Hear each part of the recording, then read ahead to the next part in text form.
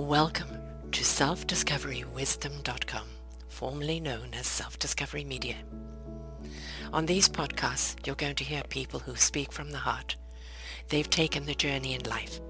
Many things have happened to them, but they've changed it to happening for them. And in their strength, their courage, they've discovered their abilities and their wisdom, and they are now sharing it here with you. Do enjoy each show. We bring it to you with love and knowing that it's going to help you on your journey of life. Good morning, good afternoon, and good evening, everybody. Welcome back to another edition of Choose Positive Living right here on selfdiscoverywisdom.com. I am your host, Sarah Troy, and my guest today is Jerry Giordano. Is that how you pronounce it? Giordano. Giordano. Yes. It sounds so much better when you say it. And what are we going to be talking about today? The 7-word philosophy. Oh, great philosophy in just 7 words. This is something we all need. Everybody's busy. We don't have time for the 21 or the 55 or anything else. We need those 7 words that we can do every day. He says, with personal insights and a lot of humor, Jerry talks about why we do what we do and how it's sabotaging our relationship with ourselves. Jerry has put his 7-word philosophy into practice by interviewing over 200 people from ages 13 to 94. And he's going to be sharing all about that today. And as a psychotherapist, introducing a number of clients to their 7 words has been an effective tool for uncovering the unconscious stories and circumventing their sabotaging lifelong patterns that they didn't even know about. The discovery of my own words was the breakthrough he was looking for and searched for decades. He has now written exudes of uncommon vocabulary, clarifying and authenticity. And this book takes a self-help and self-discovery to a transcendent level. He's an award-winning advertising and branding copywriter, as well as creative director who has lived and worked in New York City, Chicago, Los Angeles, Austin, and Dallas. He has worked for some very large advertising agencies in the world, including Ogilvy and J. Walter Thompson. I'm sure I'm saying these things wrong. And he's also was the in-house creative director for the National Football League. And he has helped propel impressive array of powerhousing brands, including Duracell, Kraft Foods, American Express, Maxwell Coffee House, Phillips Morris Corporate, and Fox News, and many more. But today, how did he come about your 7 words to a happier you, unlocking the stories sabotaging your relationships? Because we could all do with some help right now. A lot of people are sabotaging themselves in many, many ways, and very often they don't know it's an old pattern that they're repeating, an old program that they're unaware of. And sometimes, when we're aware, we care. When we care, we do something about it. And I think it's that awareness that we need to have people discover. What was your awareness that perhaps there was a dialogue going on that wasn't serving you? Well, I guess that was part of the issue because I was completely unaware. I like to say I was sleepwalking for much of my life, Mm-hmm. and not knowing so, which I think is maybe a blessing in disguise, not knowing I was sleepwalking. But I was sleepwalking nonetheless. But we don't. Personally, I didn't really know that with this. I didn't know I had this unconscious story going on. Mm-hmm. The only thing I knew for a fact that I felt like I was broken. Mm. I mean, that's the only way I could put it. Did you ever see that Toy Story movie? Which one? 1, 2, 3, 4, 5. Which one? That's anyone. The first one. The Right. first one. Yes. Yes. Yes. So when I saw that movie and it came out and I saw it with my kids and I kind of walked away and I kind of pieced it together later on and I said I think my whole life I felt like that box of broken toys that was on the shelf on the floor next to the workbench, but no one ever knew it. Yeah. I kind of knew it, but nobody else ever saw it. Or if they did, they were unaware that they saw it, because I think for so long we've all been walking aware unaware, right? And this is the time Absolutely. period to wake up. Well, I like to say that, you know, you can fake it till you make it in the Hmm. business, Hmm. but you can't do it in your personal life No. because it'll come back to haunt you. You'll find it.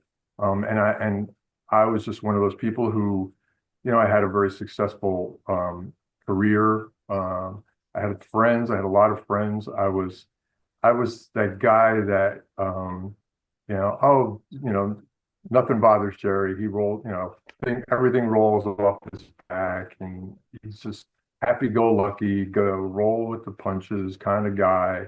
Um, and I was that externally. Yes. Yes. And then Internally, like, what the heck? internally, not so much. I Hmm. felt, and that became my persona. Um, Hmm. you know, easygoing, roll the punches kind of thing. And I didn't understand that. Eventually, I found out that that was part of my 7 words, was Mm. having to be that person, having to have that persona, if you will. I did not know it at the time. I just knew that I didn't like confrontation, Hmm. hated confrontation. I was a PPP, a perpetual people pleaser. Welcome to the club. I know, and I just said, well, I just keep, you know, things going, and I just Keep the keep peace, Fred. going. Keep When the you peace. keep the peace, don't rock the boat. You can't Hmm. rock the boat because then people might not like you. So, Hmm. so that's kind of where I was. And I I don't know how you feel about this, but I just feel like, and especially these days, but most people don't know how to feel. No, no. They're, We're they're not taught petrified. to. We're not taught No, to feel, right? We're no, taught to be, do, but we're not taught to explore who we are and why we are doing, right? We're not taught to no. feel or connect in. No, listen, I'm an Italian American who grew up in northern New Jersey. Not exactly the mecca of transformational thinking, by the No. way. What do you mean you What do feel? you mean? You want something to cry about? Come here, I'll show you something to Yeah, cry about. exactly. I mean, Exactly. I'm not the only. I mean, I joke that that's a New Jersey thing, but I think most people I talk to, no matter where they grew up, found the Yeah. same thing. I'll give you Hmm. something to cry about. So we Yeah. never learn how to express our feelings. I never learned how to express my feelings. So I literally just Hmm. shoved them all down. And occasionally they pop up. Um, and you know, if you push me against the wall, and like most people, you come out swinging, that's, you know, but that's not feeling, that's fight or No. flight. Yeah. That's reaction, That's right? That's reaction. not That's revealing. Yeah, it's no, reaction. no. But people say, oh no, when you push me around, I'll come back. That's not feeling. No. That's that is fight or flight. That's literally a chemical reaction in your body. Mm. Your adrenaline is pumping and your blood is flowing. I mean, it's literally I'm running away from saber-tooth tigers, man. That's what it's really what Yes, that is. yes. Yeah. But that's not feeling, you No. know. And Other than you're people, feeling fear, and that's why you're reacting that way, but it's not the feeling we're talking about. You're right. right? No, exactly. And most people, you know, me included, for the longest time, most people learn how to bury their feelings. Um, you know, and people say I don't bury my feelings. Well, you know, people bury their feelings by shopping. People bury their feelings by working out, Hmm. and people bury their feelings by spending, you know, 14-hour days at the office, or Hmm. you know, if the Amazon person is at your door, you know, 5 days a week, Yes. or Yeah. We're whatever it is for avoiding. you. Right. Or again, you go food, Hmm. drinking, alcohol, you know, drugs, whatever. But that's anything to avoid feeling Yeah. and being numb. Yeah. I was guilty of that. I wasn't a person who overate or drank or had drugs or anything, but you know, I was good at just pushing them Suppressing. down. Yeah. Hmm. And, Mm. you know, like, you know, if you have a weed in the yard, you can, you know, you could pull it, you could snap it off, and a week later it'll be back. Hmm. Or you Most could go, certainly. I refer to that a lot, actually. My son's wedding, you, talking about the garden of love, make sure the weeds don't take over, because all of a sudden there's one and then there's a dozen, and if yep. deroot it immediately before it grows. Yes. Well, and the irony is that you know, if you snap it off and you walk away, you think you got it, or you could you could dump a whole truckload of dirt on it, and 2 weeks it'll come back. Absolutely. And yeah, the only way to get rid of it, and I talk about this a lot to people when I talk to, um, is you literally have to get down, get dirty, dig your hands around the root, and then pull it out with your fingertips. But once the root's out, but we never, I never got to the root. Most people don't get to the root; they get to the Yeah. surface, or the nub, No, or the it requires us to be vulnerable to get to the root of the problem. And then one of the things is knowing what the root of the problem is, right? Especially if we're living in the status quo of, don't rock the boat. This is the way it's always been. What do you mean you want something different? And we're not encouraged to get to that root. And why is that root kind of taking hold of every organ in me? And it's like it does take a certain amount of vulnerability to go in and go, what is the root of the problem? Right. well, I mean, people hate vulnerability. I mean, it's scary. And like you said earlier, we're never taught how to deal with it. No, no. So it's a foreign invader. We have no idea how to deal with it, what it is.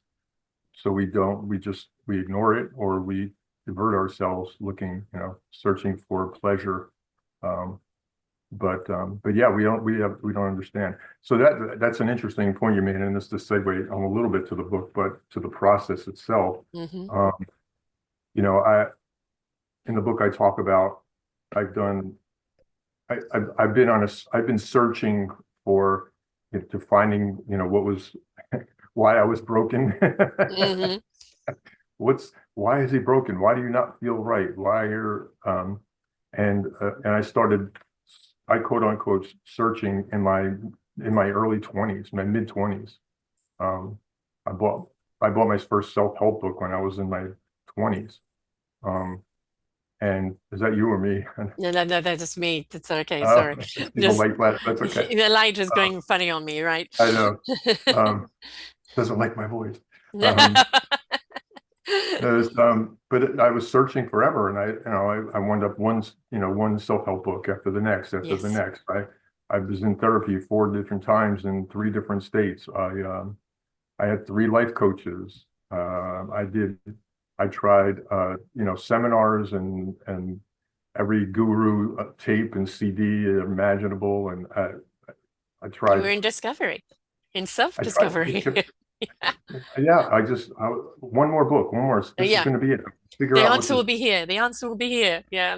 Yeah, Mhm. there's somebody's gonna tell me what's wrong with me, and I'm going Mm. to fix it. So I even went to clairvoyance and astrologists, and I had a past life regression once in Venice Beach, California. Of course, where else, right? Yeah. That's a wannabe. Wannabe of Venice Yes, Beach. exactly. It had the beaded curtains and the whole bit. I mean, that was, but it's still, it gave me little nuggets of things Yes. about me, Hmm. and some of them I could almost resonate with, but didn't really tell me what was wrong. And I didn't know what was wrong. And I did, eventually I understood once I came up with the 7 word process. Um, the editor of the book, she was reading, she was going through the book with me, and she said, I'm giving you homework. I said, okay. Just wrote this thing for it, forever, but here we go. Yeah. She said, why is your book different than other self-help books? Hmm. And at first I was like, well, that's a great question. So I meditate. So I meditated on it and kind of said, okay, let's figure this out. And I came up with something, and I talked to her about it, and I said, well, for me, the difference is I did all the self-help, all these quote unquote things that were going to fix me. And they told me what to do. Yeah. If you do this, you will be Right. happy. Yeah. If you do this, your self-esteem will magically appear.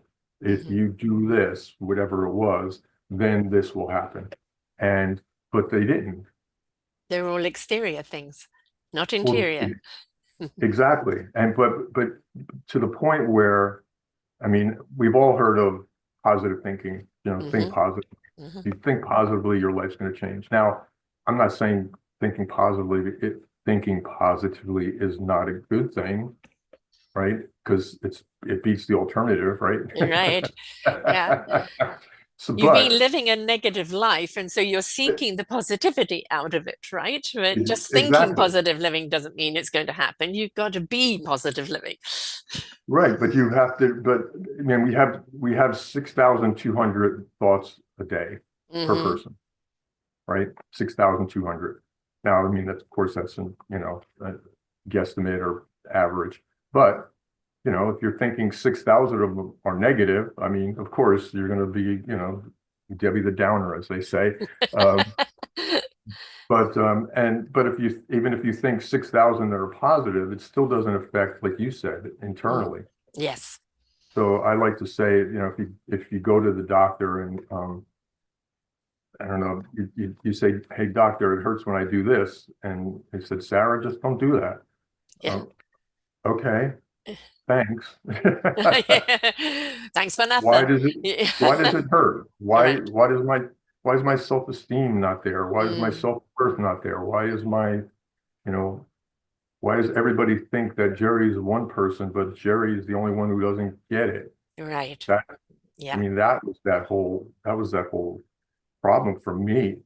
Like, wow, Especially everybody as a people pleaser, right? Oh, but absolutely. he's always happy to do things for you. And they think that is your Uh, identity, right?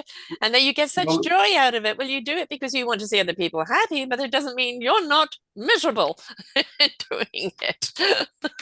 I got, I mean, it's so funny. I got some grief, on social media and stuff, and I talk a lot about like my contentment counseling, where I talk to people and I talk about the book, and I did a video, and it was about how um,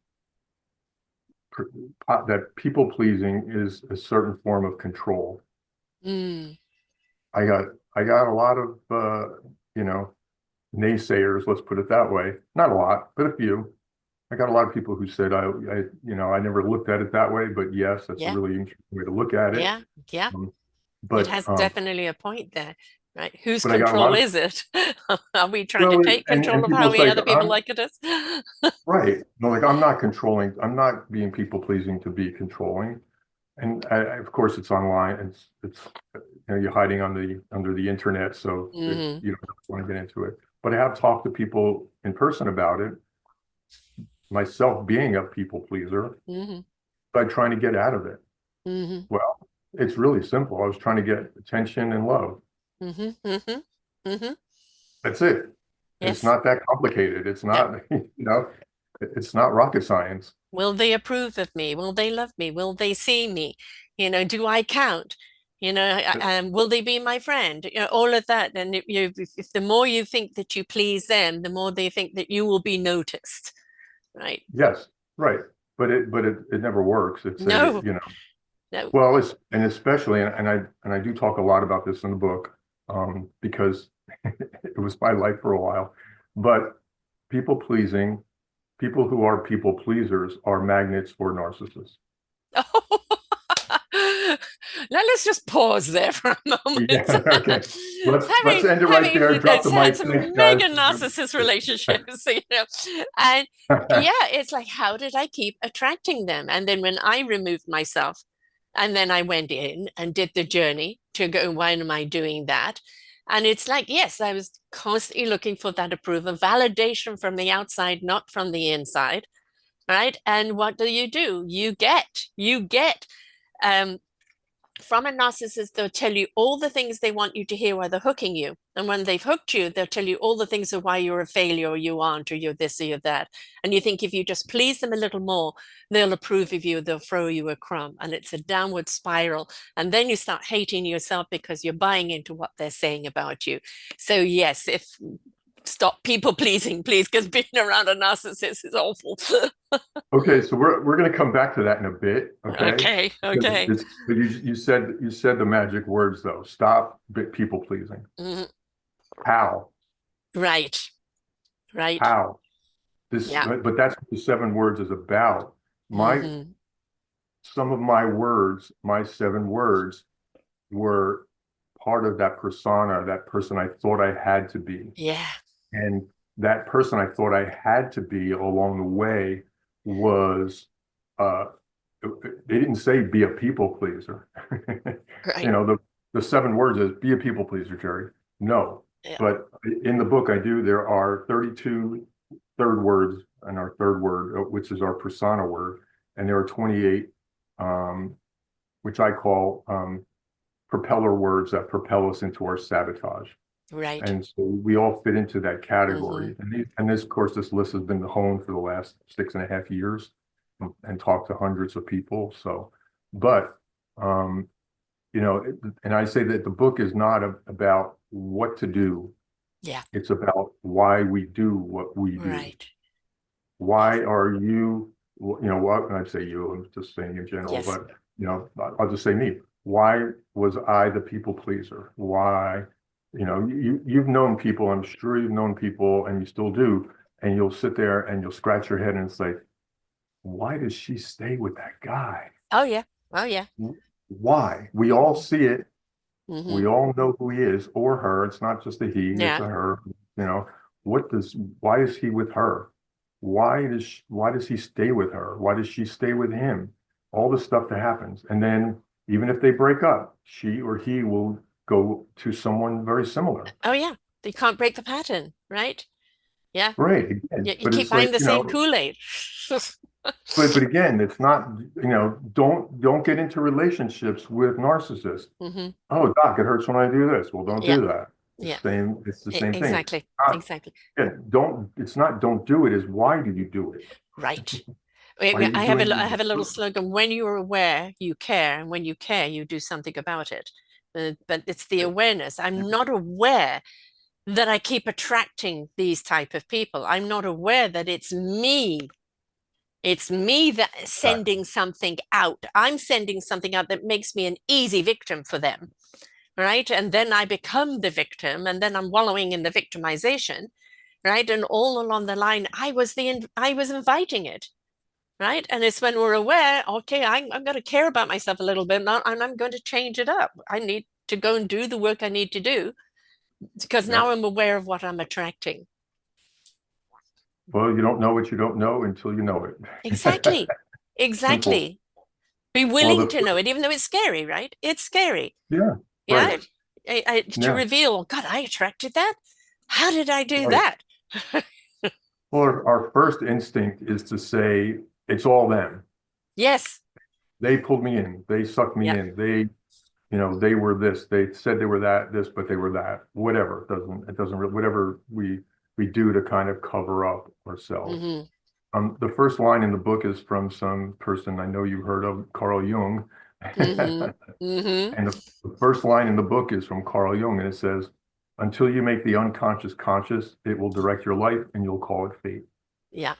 Yeah. It is like if one quote pretty much just sums up the whole book, Mm-hmm. because that 7 word story that we'll get to is a completely unconscious story, Right. completely unconscious, which is why the other self-help stuff didn't work. When I say, and I've done a lot of research. The book is part science, it's part metaphysics, it's Mm-hmm. part meditation or mindfulness, and but I did a lot of research on left brain, right brain, You're right. because it it led me in that direction, Mm-hmm. left brain, right brain, and I concluded that all the self-help stuff that I was doing before, the therapy, the life coaches, all the stuff that I was doing, the seminars and all that stuff was all left brain logic. Right. Jerry, if you do this, this happens. If you do Mm-hmm. this, it's going to happen. That's left brain. That's 100% left brain logic, Mm-hmm. right? Our 7 word story, well, excuse me, before it became our 7 word story, Right. it was my 7 word story. My 7 word story was completely emotional, Mm-hmm. Mm-hmm. 100% emotional. Mm-hmm. It was created when I was 3 or 4. When Carl Jung talks about the inner child, it was Oh created. yeah. It was created by my inner child. Yeah. I call little Jerry. You know, It was created by little Jerry when he was 3 or 4. Logic doesn't come into play Mm. until we're like 6 or 7. Right. So we're still in 100% emotional world.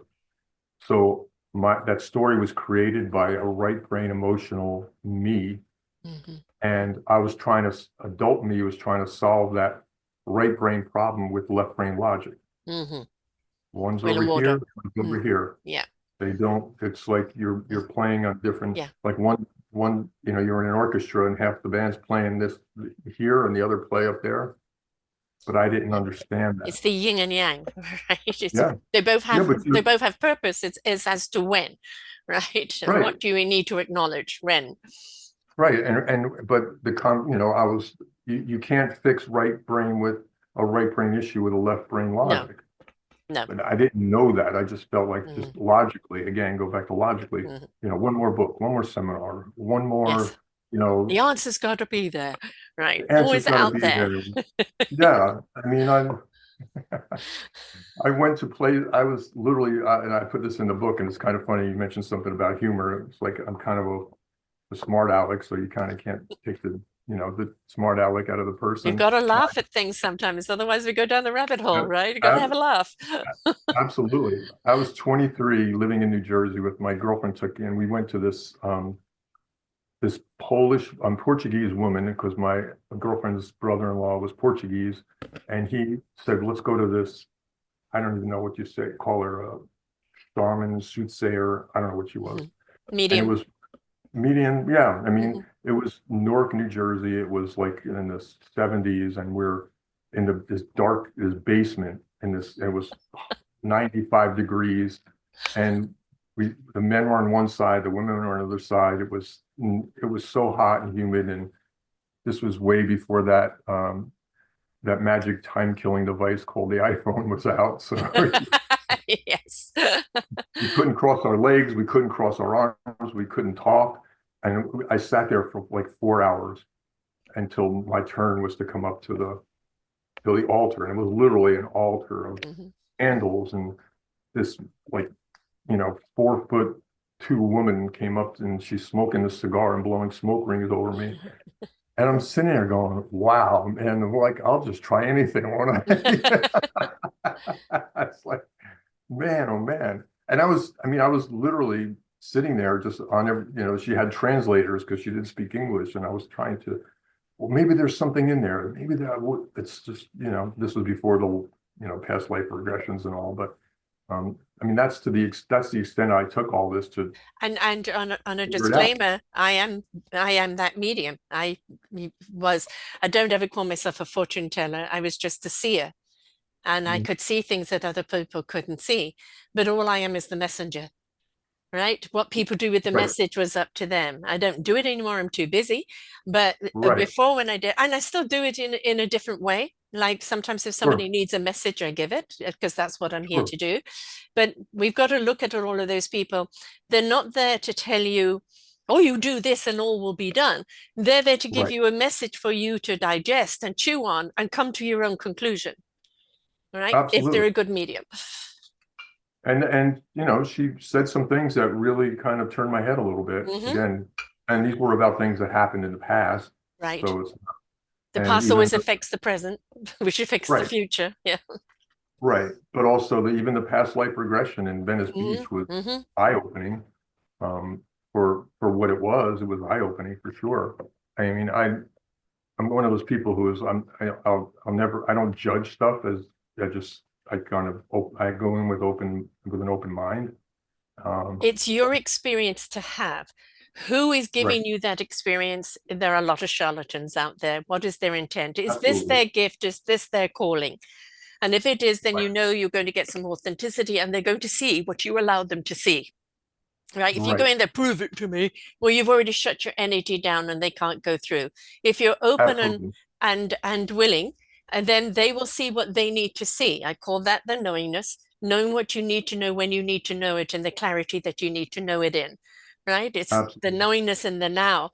And very often we're just come in with that left brain of dictation, the logics, it must be, it's got to be in this order, it's got to be that. instead of allowing the right brain of feel your emotion to understand your intellect and the clarity that you need to have.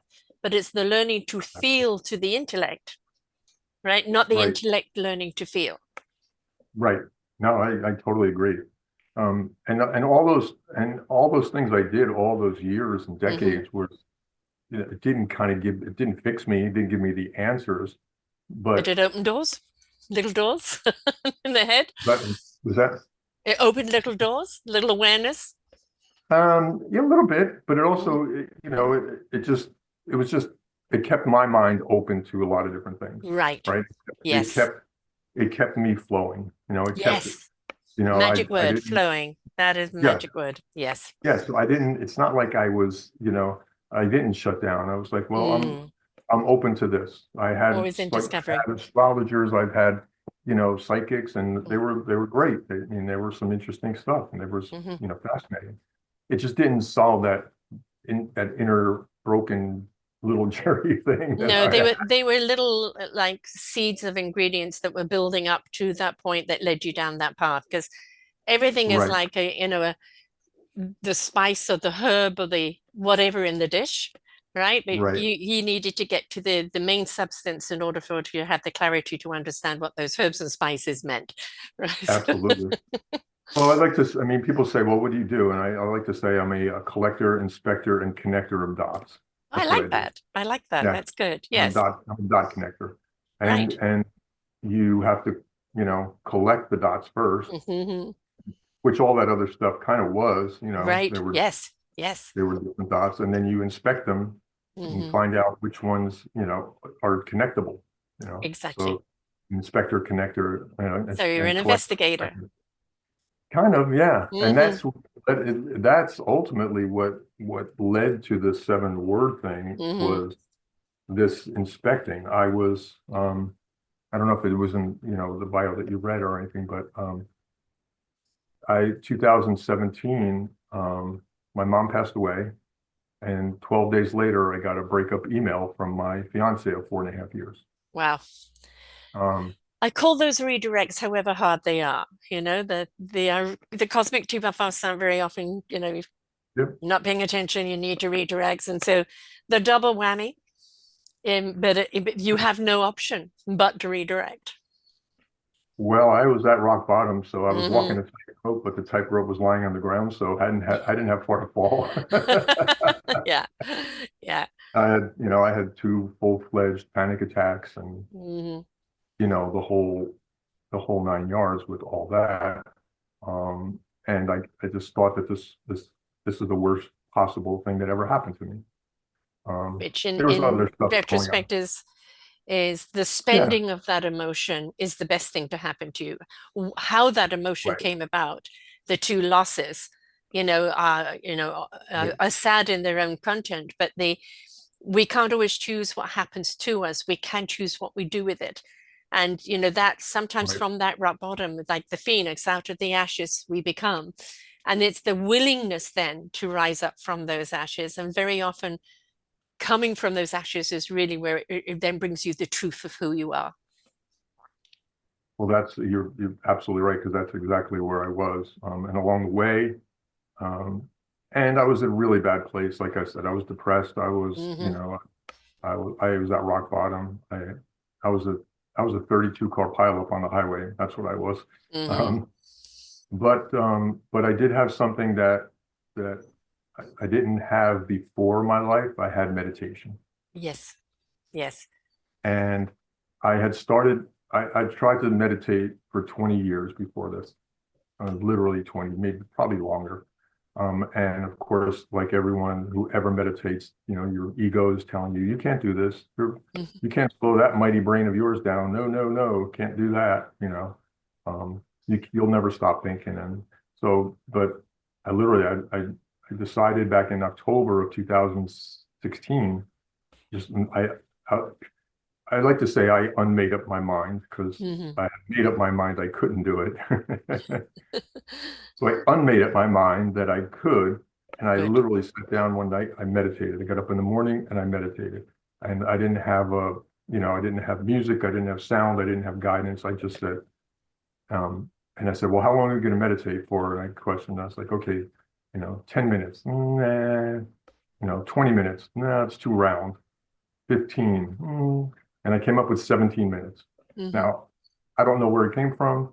I kind of think it was kind of the universe. Obviously, the universe talks to us all the time. You just got to pay Universe attention. said, hey, you give me a question, I'm going to give you an answer. And Exactly. 17, Yes. yeah, and 17 it was. Right. And I still use 17. This was Hmm. 2016. I still use 17 minutes. Now, if in a rush and I have to, I'll do 12 just because I have something to do, or if I'm having a bad day and or something's going on, I'll just go in my chair and I'll hit 12. I'll take like a little, it's like a little snack, a meditation snack. Right. And that is what we call, a lot of people meditation. It is actually centering yourself. It's going into the very core of your being, quietening yourself down, allowing your chakras to align, allowing your soul essence to open up to receive what it is you need to receive. And sometimes it's just a deep breath of emptiness and nothing, and you're ready to move Right. forward in clarity. And sometimes you download a message, but it's all about going back into the core of your being and centering yourself. It's like that deep breath of, I am. I mean, it's that simple. Hmm. I mean, but it's simple, but it takes a while to get to understand that or to go along with it. I just happened to take to meditation the first time I did it, which is strange but maybe it was because I tried for 20 years. I don't know. And Right. again, Yeah. I personally, and this is my personal opinion, you know, like I felt like the universe knew that come December and January, there's no way Jerry's going to start meditating for the first time come January of 2017. There's no Right. way. So I had to So prepare you. it gave me I like to say it's my 4 month runway Right. um, Yes. to into that. And Mm. so I went into all that. I hit that rock bottom, but I was meditating, and Right. meditating was the only safe place Yes. for me. The only place I felt nothing can get me. And I Right. and I had and I had friends who kind of knew what was going on, not everything, because I didn't really, again, I wasn't good about, expressing Revealing. my, yeah, and vulnerable and all that. Hmm. And the people that knew some about me there said the same thing. Go to a doctor, get some, antidepressants, get some Yeah. sleeping pills. And I Mm. was like, no, No, no, I that don't that want to is know. not getting to the root of the problem. You've got to go Well, through no, the process. but again, it's a number. It Oh, you're numbs. It's dumber. numb. Yes, you're not Yeah. dealing with it. Well, no, and I, listen, that's how people deal. Some people deal with it. I just was never that person anyway. Right. And then I was in meditation early in this process, and something about the meditation, and it was, I got out of the meditation, and I was journaling after all this happened because I'd never journaled before, so I'm journaling, and I just wrote down. I remember writing down, just feel everything, Yeah. just Yeah. feel everything. Yes. Whatever shows up, feel it. And I wrote that, and I remember seeing that on paper, and I went, "Oh my God!" I Hmm. mean, and it wasn't so scary at this point because I didn't know where else was I going to go. Exactly. I had no But place that's else to what people don't go. understand is that when stuff happens to you that is so utterly painful, again, it's not out to get you, it's not out to punish you, it's out to strengthen you. Through that Right. process of willing to go through it, you discover your courage, your strength, your abilities, your purpose. Uh, Everything is absolutely. revealed in that journey of I am willing to feel it. And when I feel Yep. it, I am now going through it. I haven't become it. I have a thing about emotions. Spend your emotions. They're all there for a reason, right? Spend your emotions, Well, but do I not like become that. emotional over your emotions. No, That's where you no, get stuck. no. If they're starting to drive you, then you're in trouble. Yes. But Yes. that just for something again, it was the meditation was just feel everything. You've never felt stuff before. You push to the side. I have a you know, PhD in sarcasm, it's like, oh, Let's that's just just how laugh I it am. off. Yeah, just how be a comic, a funny Yeah. guy, just make it, That but is a defense mechanism. Yep. Yep. they never worked. I mean, it worked for No. other people. Well, it Yeah. worked for them. It didn't work for me. No. And you know what I mean? It didn't work for me. So I just said, okay, I'm going to start feeling everything. And I start feeling everything and all these meditations. And during the way, on the way, I had 3 meditations that really changed everything for me. The And downloads. I talk about them in the book because they are literally, we talked about those connecting those dots. Mm-hmm. These were three big dots Mm-hmm. that the universe was trying to say, okay, you decided not to numb yourself. You Mm-hmm. decided not to, take sleeping pills and, you Mm-hmm. know, Avoid. take, yeah, drink a half a bottle of scotch before you go to bed or whatever, or take antidepressants. So that means you need to feel everything. And so that's when these meditations came in. And the meditations were one was a clip from a movie Mm-hmm. that I hadn't seen in 10 years. Right. Not like I just saw it last Saturday. It was Yeah. like 10 years that I seen it. One was a voice that came in out of nowhere, not a famous Universe. voice, and a voice. Yeah. The next one was basically a point of view of me following a man and a little boy. Turns out the little boy I was following in this, and he Mm-hmm. turns around, and the man I was following was me at that age, and the little boy was me when I was 3 or 4 years old. Mm-hmm. And the little boy was upset and he's crying. I can't do this anymore. I'm so tired. I don't know what to do. And I call him Big Jerry, Little Jerry, for Mm-hmm. lack of a better name. But Big Jerry's crying, Little Jerry's crying. He's like, I'll help you. I don't know what it is. And so that was over. I waited like another week or two to see if there was maybe another meditation, another dot. Reveal. Mm-hmm. Yeah, but there wasn't. And again, I go back to my, advertising days where you start with a piece of blank paper. Mm-hmm. Mm-hmm. Every assignment I ever had started with a piece of blank paper. So I had this assignment was, okay, these meditations mean something.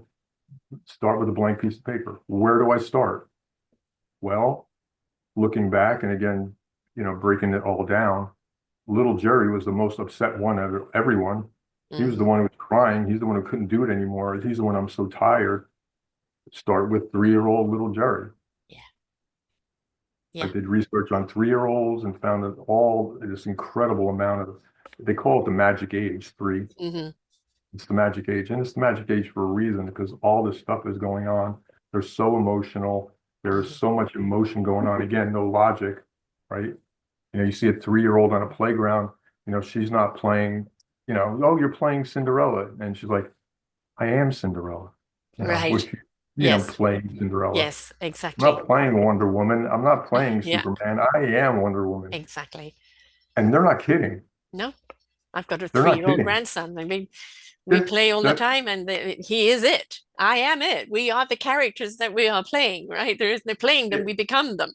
yeah, or it's magic thing. Yes. That's Yes. magic thing. If I put Yeah. a tooth under my pillow, I'm going to come back with, I guess it's, when my kids were small, it was like a few bucks. Now it's like probably 50, but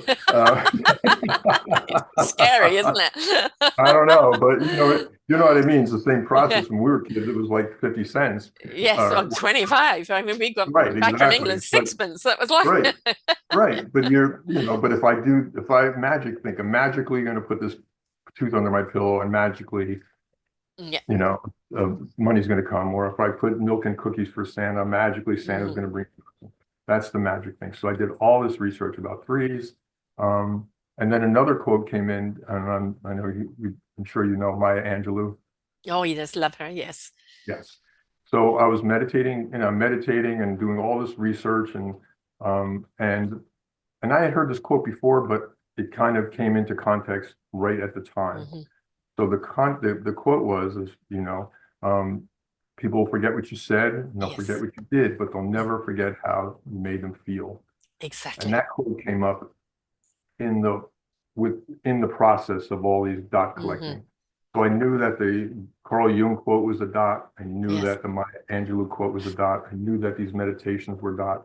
So now I'm connecting these dots.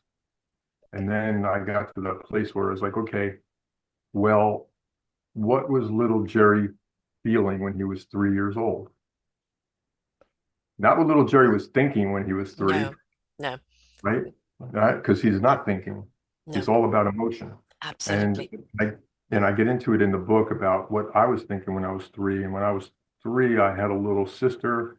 I felt like, my mom wasn't paying enough attention to me. Mhm. And so what did I feel like? Again, no logic. An adult person goes, well, your mom still loved you, or she still loved you. She just couldn't, that you can't connect those because you're 3. So ultimately I came up with this 7-word story. And just, for you and for listeners, and the story is not a linear story. No. It's, the 7-word story is circular. Hmm. Which our story of life is, right? Yeah. Right. Well, again, and I was coming up with the words and I was like, oh my God, this, and again, this process took a few months of really Hmm. working at, a month and a half once I started really diving in. But then once I came up with the words, I said, well, they really can't be linear. And I go back to little Jerry, who was sitting on the park bench, and he said, I can't do this anymore. I'm so tired. I keep carrying this around and I can't carry it anymore. Well, what was he carrying? Right. Exactly. He was carrying the story. Yeah. Yeah. That's the carrying. So it had to be circular. It had to repeat and repeat and Mm-hmm. repeat. And when I figured it out, I said, well, that's my whole life in 7 words. I Mm-hmm. and I did it when I was 3 and 13 and 23 and 33 and 43 and 53. That was my story. I did this with a 70, mid 70, 70 something year old woman. And the first thing she said after I did her words, and she said, I wish I learned this 50 years ago. Oh, yeah, definitely. And Yeah, I said, definitely. you and me both. I wish I did, but it wasn't my, and And this was, it was you were designed for this journey. You had to take the journey that you took. Even your advertising journey, it gave you the strategy for in order to connect dots and look at it that way. We've absolutely. got to understand that. I mean, I'm 70 and I started doing podcasting at 57, so I'm going to my 13th year. I had no idea, when I started doing this, I didn't even know what a podcast was, Sure, that I would love it so much, it would become so meaningful, so revealing, not only of me, but of all those beautiful answers out there that we're all sure, seeking. Um, and that's the thing we've got to understand. Everything I have done in my life, every rejection, every people pleasing, every time as a child feeling abandoned, all of that has led me to understanding and doing the work I'm doing today. And it's like, don't put a time stamp on yourself. Is that I've got to by this age have it all together, and I've got to be by that age and this and that. Understand you are many chapters in your book of life, right? And yep, each chapter is preparing for the next chapter. Be willing to yep, take those chapters, even if one chapter has had a rock bottom, and you don't even know what the next chapter is going to be. It's the beginning again. At every beginning of the circle, there is an end that reveals another beginning, and that is the circle of life. Be yep, willing to participate in your own journey. absolutely. And we go about the dots. I mean, we can only connect the dots of our life going backwards. Exactly. Hindsight is in You 2020. you don't know where No, the next dot's going to drop. You don't no, know but where what you do know is this: you have a compass now of your core compass. I always say, if yep, I'm ever feeling shattered outside, I go home to my core. Right? And you right, know that you set up boundaries which aren't borders, the boundaries of your vibration and the essence of yourself. And at any time they feel in jeopardy, right? You go back to your core to center and secure yourself. Whereas before we didn't. So we have the skills and the tools and the wisdom now that we absolutely, may not know what comes, but we know that we're easily prepared for it because we have those tools. And also we can invite it by our own frequency and vibration of what we put out and what we receive. absolutely. I totally agree. And to something similar to, connecting the dot with that, I, Mm-hmm. for the longest time, I felt like I had no self-esteem or self-worth. Mm-hmm. Mm-hmm. Again, even that the rest of the world, I told people that, and because I was on, I'm doing social media, and I got a post, and she sent me this private message, and it was a woman I went to high school with, and I Mm-hmm. haven't been out of high school for quite a time. And she was in my first grade history class, and I didn't know, I knew of her, but I really didn't know her. We didn't travel in the same, so I mean, she was reading, she bought the book, and she was reading the book, and she was watching all these things. She said, I never guessed in a million years that Yeah. you played football, everybody liked you, you were Yes. popular, everybody. you could go from one group to the next to the Yeah. next. And Mm, I was like, yeah, but I didn't feel like I was okay inside. She goes, no. I'm shocked that Yeah. I just looked at you and you're like, oh my God, this is confidence in Poster my, child for the perfect, oh perfect God, life, right? And internally perfect is like poster so child for disconnected. Yeah. it. Yeah. No, nobody knew that I looked at Yeah. myself in the mirror and went, I you know. kidding? I'm like, that's really, not looks wise. I'm talking about, inside. Exactly. And and I put this in the book towards the end of the book. I was searching my whole life for like to look for self-esteem or self-worth. And I finally found out what my definition of self-esteem is for me now. Now that I've gone through this journey, now that I understand why I did what I did all those years. And my definition of self-esteem for me is no matter what happens, Jerry's going to be okay. Yeah. Yes. That's it. I'm prepared to weather every storm, but I also don't invite the storms I don't need to be a part of. Right? No, Is yeah, every storm that you that's happen it. to go through, you're prepared for it, you're going for it for a reason. You didn't Yep. invite it under a false illusion. You didn't invite it Right. from the societal's expectation, right? If Right. you're going through something, there's a reason behind it. You understand there's a reason. What is the reveal? What am I meant to do with it? And you go through Right. the process again.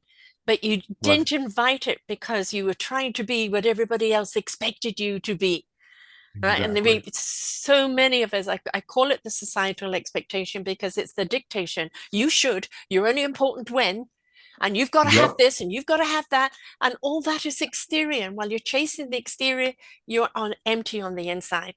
Be the beautiful, gifted essence you are meant to be and let Yep. that illuminate, right? It's hard because, like you said, we're getting hit at it from every angle. Mm-hmm. And I call it judging our insides by other people's outsides. Um, and we do it all the time. Social media is that's and any kind of media right now, that's all it is. Judge, We're judge, judge, judging judge our and jury. inside. Yep. We judge our insides by other people's outsides. And Yes. the irony is those other people we're judging their outsides, they're judging their insides by somebody else who's gotten more and better than them. Mm-hmm. So it's just Yeah. the kind of And which is, we've got to realize that that's going on and not be a part of it. That's again, when we're right, aware and we care, you have the right, choice not to, right? right. And it's like, um, there's a beautiful word I came across some years ago called flawsome. And, Mm, flawsome is we've all got flaws, those beautiful cracks in our bowl. And, Japanese, Chinese, put them back together with gold. I say, put yourself back together with love.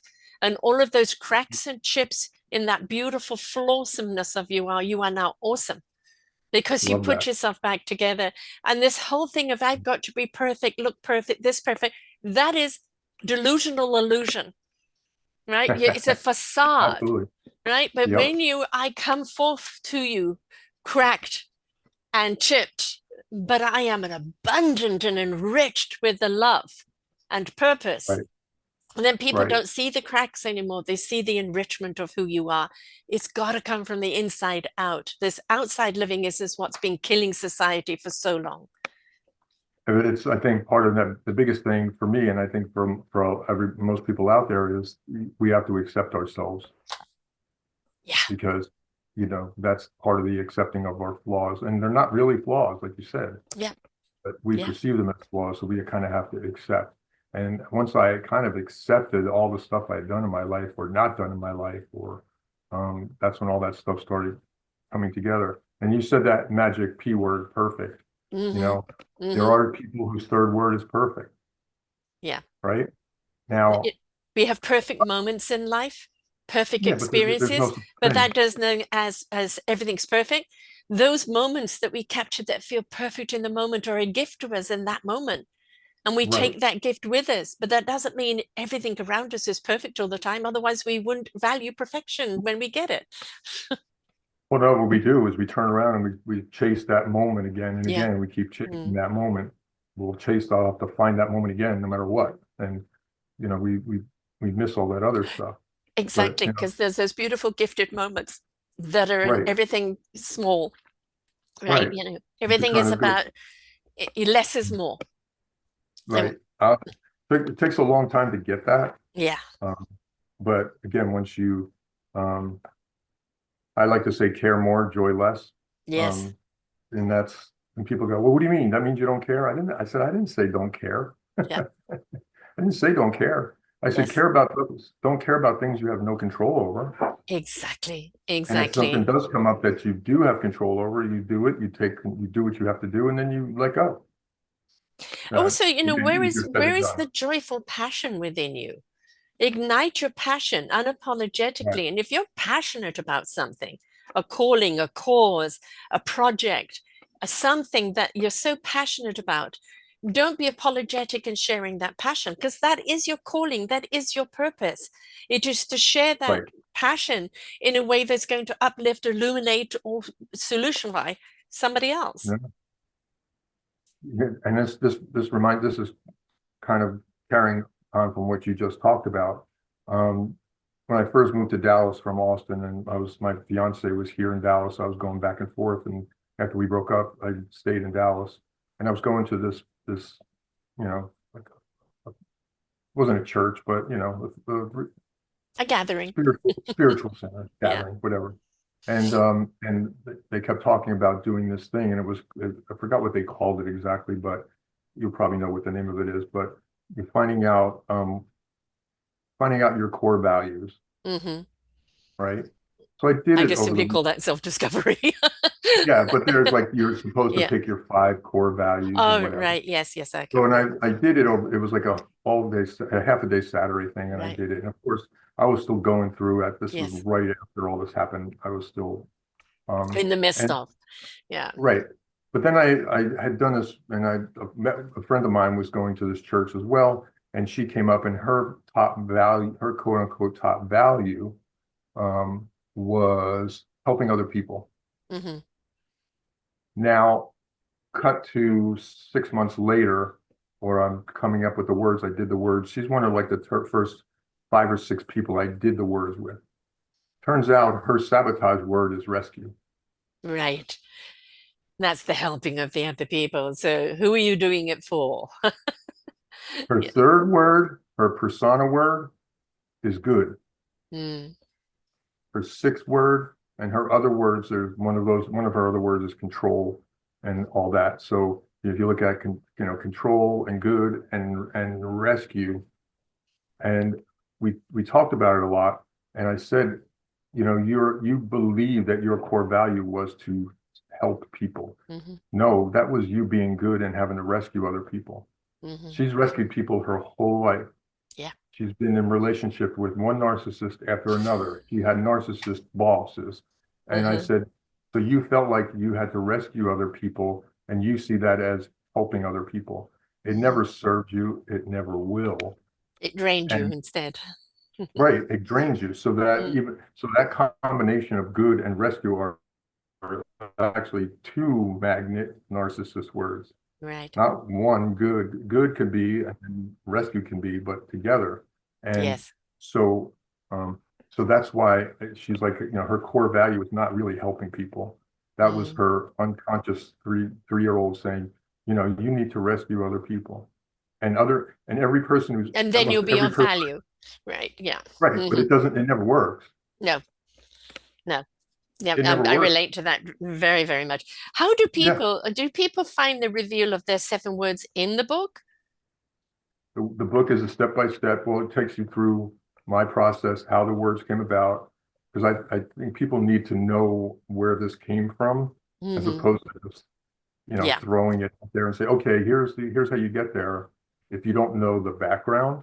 So Right. that the meditations and how I got there. And then there's 5 interviews of people that I did in-depth interviews with different words. And we talk about how those words, affected their lives. And then then there's the rest of it goes into you'll walk away figuring out what your 7 words are. And then you can understand why you do what you do, why you act the way you act, right? Hmm. Why am I a magnet for narcissists? Am I a magnet for Yeah. narcissists? Why? Yeah. And it's so funny because every person I talk to whose 6 word is rescue, they all say the same thing. It's almost like I'm waiting for it to happen. Like, when is Right. someone going to rescue me Yeah. for a change? I would say definitely that was part of my vocabulary for a long time, and it's one that I've kind of taken that word and put it over there. I give I give the skills and tools by interviewing people like you for people to rescue Right, themselves. So I've got right, the umbrella of wisdom and knowledge for them to right. apply, but I'm no longer doing it. So kind of that rescue is not direct anymore. It's over there. Yeah, But two words that are very, very thing for me. I am compelled to do what I do because I'm committed in the results that yeah. it has. That's the meaning in your life. I Mm, mean, that's your meaning. That's your Viktor Frankl finding meaning in your life. yeah, You know, that's I 1000% believe that this was what I was put on this earth to do. exactly. This is Exactly. what this was what I was meant to do, to share this with everybody. And if some people aren't ready for it, they don't get it, You doesn't see matter. seeded. You've seeded though. And people Right, will be ready at their own time when will come back up. And this is why right, this is called self-discovery wisdom, because you're in right. discovery, that self-discovery of what is your wisdom, because it's all attainable, it's all ready for you to tap into, right? But we've got to be willing to make that self-discovery. And that discovery is the journey of life. It's not about a destination. It is about, Yeah, one beautiful chapter after the other. And some people can have millions of chapters, some people maybe not have that many. But the whole point of it is the willing to participate in your own journey of your life, good or bad. And what are you learning from it? But my motto with these shows are listen, learn, and apply. There is yeah, always something you've listened to that you can sure. resonate with, and now apply it to your life and see how it works. Right. But there is no Right. one size fits all. There is no one answer fits all. There is No, beautiful nuggets from here, there, and there, and you've got to be willing to apply them and try them out for yourself. right. And that's when I talk to about people coming up with their words, because everybody has different words, right? Hmm. Different combinations of that 32 third words and sixth words, and some of the other words, but they have different combinations. And what your combination is very much determines your personality, really. Mm. You have brothers and sisters? I have older brothers and sisters, yes. So, and here's something interesting I told people, and I talk about this in the book. Your third word is your persona word. So we don't know what yours is, and I'd love to do yours sometime if you're interested. But Yes, most definitely. but your brothers, your siblings cannot have the same third word as you. That makes sense. Hmm. And this goes back to, and there was research in Darwin and, Yeah. survival of the fittest, but you're surviving. How do you get, because you are competing for your third word is how your persona, but that's how you get attention and eventually get love. So nobody Mm, could love you until they pay attention to you first, right. right? And I that's mean, it's, actually in my memoir. My brother read it. He's an author and yeah, he read it and he said, "God, I didn't realize there's so much loneliness in your book." All right. And that goes back from being a sickly child and left alone for a very long time and nobody ever yeah, actually understanding who I was as a spiritual being in a very rational, logical world. And so, right, yes, so it's always that I was the alien and lonely because I didn't fit in, but I didn't want to right. fit in. Well, ironically, your brothers and sisters felt the same, that they didn't fit in either, but Right. in their In a own different little, journey, in a different in their experience. world. Yeah. Yeah. Yeah, and it's like, I tell people, it's like if there's three siblings in a family, and if I'm one of them, say, and if I have three sisters, and I want to open a frozen yogurt shop in a strip mall that has three stores, and there's two stores, and then there's an empty store in the middle. But do I want to open up a frozen yogurt shop next to another frozen yogurt shop? Hmm. Doesn't It's make sense. Yes. Hmm. it's bad business. Right. Exactly. So that persona that I created was for me to get attention and love. My sisters, I have three sisters, they created their personas to get Yeah. attention and love. None of them work, because No. that goes back to our sixth word, whatever our sixth word is, that drives us back into that cycle over and Mm. over. And that's why when people say, who's going to rescue me? I'm waiting for somebody to rescue me. They really don't want to rescue me. And I tell them, you know why nobody's going to rescue you? And they say, no, why? And I said, because it's your job to rescue other people. Yeah. Yeah. They Yeah. can't rescue you. And you're like, no, I'm the one who rescues you. You can't rescue me. Right. And they're like, oh, but I'm still waiting for it. I said, no, you're not. you can't, because you have to be the one who rescues. Right. And again, it goes back to that, those magnets for narcissistic people or dysfunctional. And again, everybody who's a narcissist is by nature dysfunctional, but not everybody who's dysfunctional is a narcissist. Exactly. And Right. most narcissists have done some wonderful shows on that. Is that inner child that's not being heard, not being recognized, is screaming inside for attention, but they're not willing Right. to do the work. Instead, it's make me bigger and better and more powerful and more important at the expense of other people, which we're seeing in politics at the present moment and poster Oh God, child of Lord. neon Listen, lights. it Yeah. just, but that's a never ending. Mm, But here's, and this is really interesting too. And if there's some people to think about, because when everybody has their own third and sixth word, their persona word, or, how they get to that sixth word, whatever it is. But your third persona word, right, is, even narcissists have a different third word or hmm. persona word, right? So you can't lump all narcissists No, into, oh, you say, oh, that's a narcissist. That's why it's confusing sometimes. because there's Where you different say, degrees of it. Yeah. well, they're different, like, oh, this person's a narcissist, but they act totally different than this person who's a narcissist. Doesn't really Hmm. matter. The narcissism not overrides the word, but it's always there underneath, driving it. Yeah. Um, It kind of so becomes the core of who they are. right. I'll just give you a real quick, and I know we're probably running out of time, but I could talk to you all day about this. We're doing okay. Just, just an interest, just, I ask people, so I kind of trying to understand what their persona word is. And I try to take a few famous people just to see Hmm. if I can explain to you what I believe. Now, I've not done their words, so I don't really Hmm. know, but if I had a guess, and I'm a pretty good guesser because I've put in my 10,000 hours plus on this. Yeah. Um, and I've talked to so many different people, and I've got heard from people. But Robin Williams, the Oh, comedian, love Robin Williams. Yes. right, What a fantastic. divine soul. Right. Now, if his third word was not perform, Hmm. I don't know what it is. Right. Yeah. I can see a 3 or 4 year old Robin Williams Yeah. performing. He wasn't doing stand up, but he was performing, right? And then whatever his other words are that led to his sixth word, and I'm convinced that his sixth word is escape. Sorry. Escape. And in his performance, he escaped his trouble and pain. He escaped through his trouble and pain, but and if you look at his life, he escaped through alcohol, he escaped through Yes. cocaine, and Yes. eventually he escaped through the one and only final escape, really. Yeah.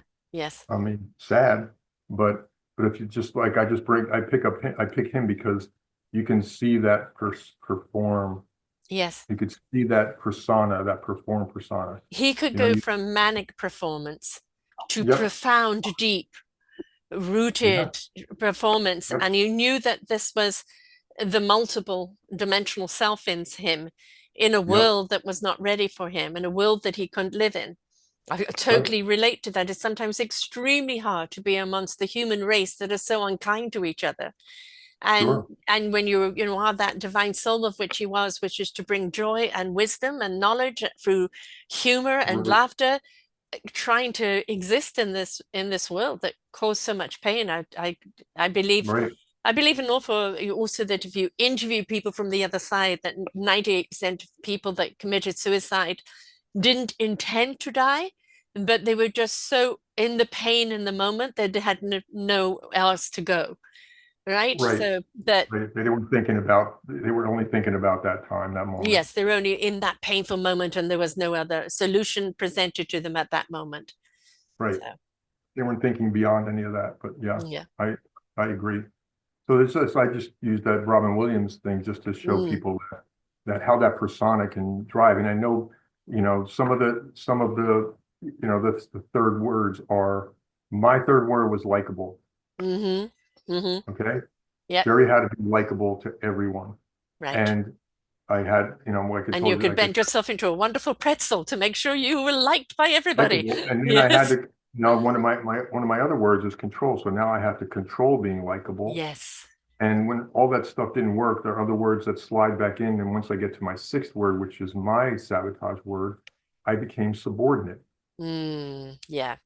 I Now, became once you know subordinate. your 7 words, you can change them, acknowledging what they are. You can't, that's who you are. You've got to learn to work with them. Well, that's what I tell people. I do people's words and they say, I don't like my words. I want to change them. And I said, okay. I said, after you die, you get reincarnated into another family if you believe in that. And we'll see where that shows up. But no. So And it's back to being aware of what your words are, right. caring of the impact they have, and maybe changing which words have more energy and which words need to be more dormant. No, and this is even, I mean, it's actually even simpler than that. And, simple is not always easy, you know that. Right, yes. But once I understood what my 7 words are, and I saw that likable and subordinate and Hmm. control and how that ran my whole life, and every one of my relationships, I had 2 marriages and an engagement, and they all fell apart. And I Hmm. look at it and I said, well, the reason I like to say I got married when I was 3. No wonder why it didn't work out. Exactly, exactly, exactly. But but Yes. like but I was 3 because I had that those words were Mm, implanted in me when I was 3. I had to be likable, I had to be subordinate. Once I understood what my words are, and I said, "Oh my God, that's my whole life in 7 words." I do get to realize is I made that up, mm, not real. right. I made up that I had to be likable, Jerry. I made up that when somebody was, I had to be likable to everybody. So when I was likable, oh, I'm likable, I'm likable. And I call it the stink eye. When I was trying to be likable for someone and they kind of gave me the side look, maybe, Yeah, or I perceived it, was probably wasn't there. right. I perceived that I'm losing this person. I'm losing Hmm. them. They're not really buying what I'm selling and they don't really like me. I went to subordinate.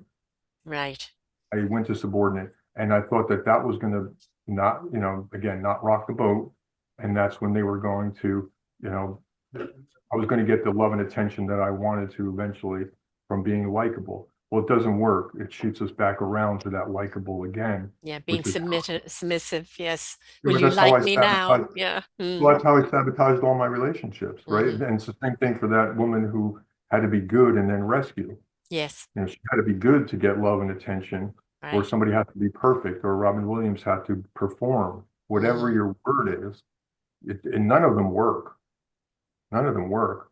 Um, you know, so and here's how I put the analogy. It's like in the past, this whole 7 word process, or my 7 words, were driving me around Hmm. my whole life. 3, 13, Right. 23, we're Yes. driving. I was sitting in the back seat or like, okay, where are we going today, folks? And they Hmm. say, we're going, don't worry, we'll tell you when we get there. Yeah. Now I understand it. I understand I made them up. I talk about in the book how I came to that realization and how I started turning that around. And now that I know my 7 words, I know I made it up. I don't have to be likable anymore. Hmm. And I don't have to be Take me or subordinate. leave me. It's up to you. I won't be offended. Right. Yeah. But again, yeah, but I'm driving the car and they're in the back seat now. Yes. So my Yes. 7 words are in the back and they like, where are we going? It's like You'll know you're when we get there. you're along for the ride, pal. Yes. You're just Yeah. along for Yeah. the ride because Yeah. I don't let them play that. Now, you know, am I still likable? I guess.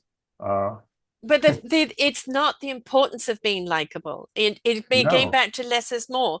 If you're likable to a certain core that really get you and want to be around you, not just because you're likable, but because they get you and they really like you, then I'd rather yep, have the fewer than the masses right. that you're trying to jump through hoops from. Do you like me now? So yeah.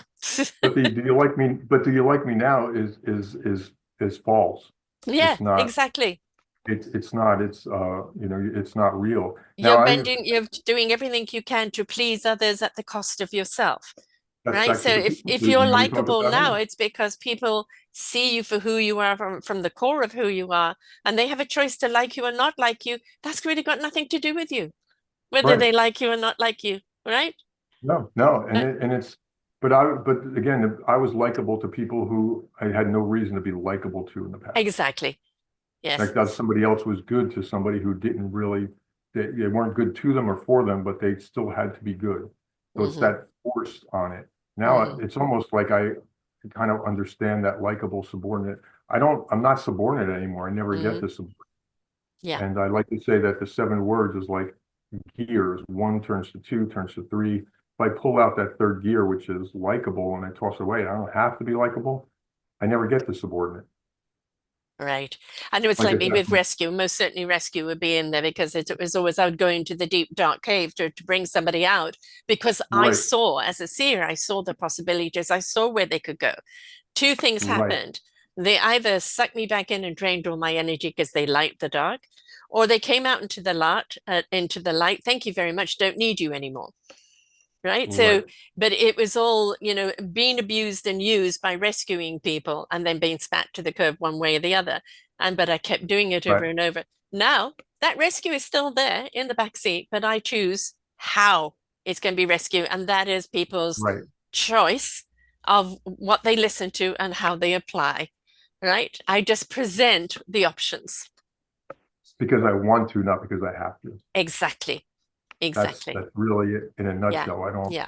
when this person who was good had to be good and then rescue, we take out the good. Yeah. And everybody has the same issue at first. Well, I don't want to be somebody who's not good. And I say, Mm. you're never not going to be a good person. Right. That's just who you are. Right. You're not going to wake up one day and become a tyrant. You're still going to be a good person, but you're only going to be good. You're going to be aware of those people who are not who don't have your best interest at heart, or who are not good to you or for you, and you're not going to play that game, right? You're not going to get Exactly. sunk into that function. Like we live in a world, we could either be in function or dysfunction. Pick one. We Right. can't have I'm both. interested though with a narcissist is when they realize they are the narcissist. Is it something, well, I don't want to be this, or is like, oh no, I'm not the narcissist, you're the narcissist. They don't care. No, the denial, right? They It's not really me, don't. it's you. Well, Yeah. they don't care. I've Right. had this discussion with someone that I was married to. Um, Yeah. Ditto. yeah, and I actually said, in the heat of an argument in a marital therapist's office, Mhm. you're a blanking narcissist, and she turned to me and she said, well, if I am, so be it. Exactly. And to them to be like, why wouldn't anybody else want to be like me, a narcissist? Exactly. Because Yeah. I mean, why wouldn't you want to be? Well, but they can, and again, I've done a lot of stuff on narcissism. They cannot create their own energy, No, which is why they need it from us. they're piranhas. Yeah. Yeah. Yeah. So I did a video on social media where I stand there and I say, this is a narcissist and it's an extension cord. And I Mm, hold up a plug and I said, and this is us. mm, Narcissists go through life.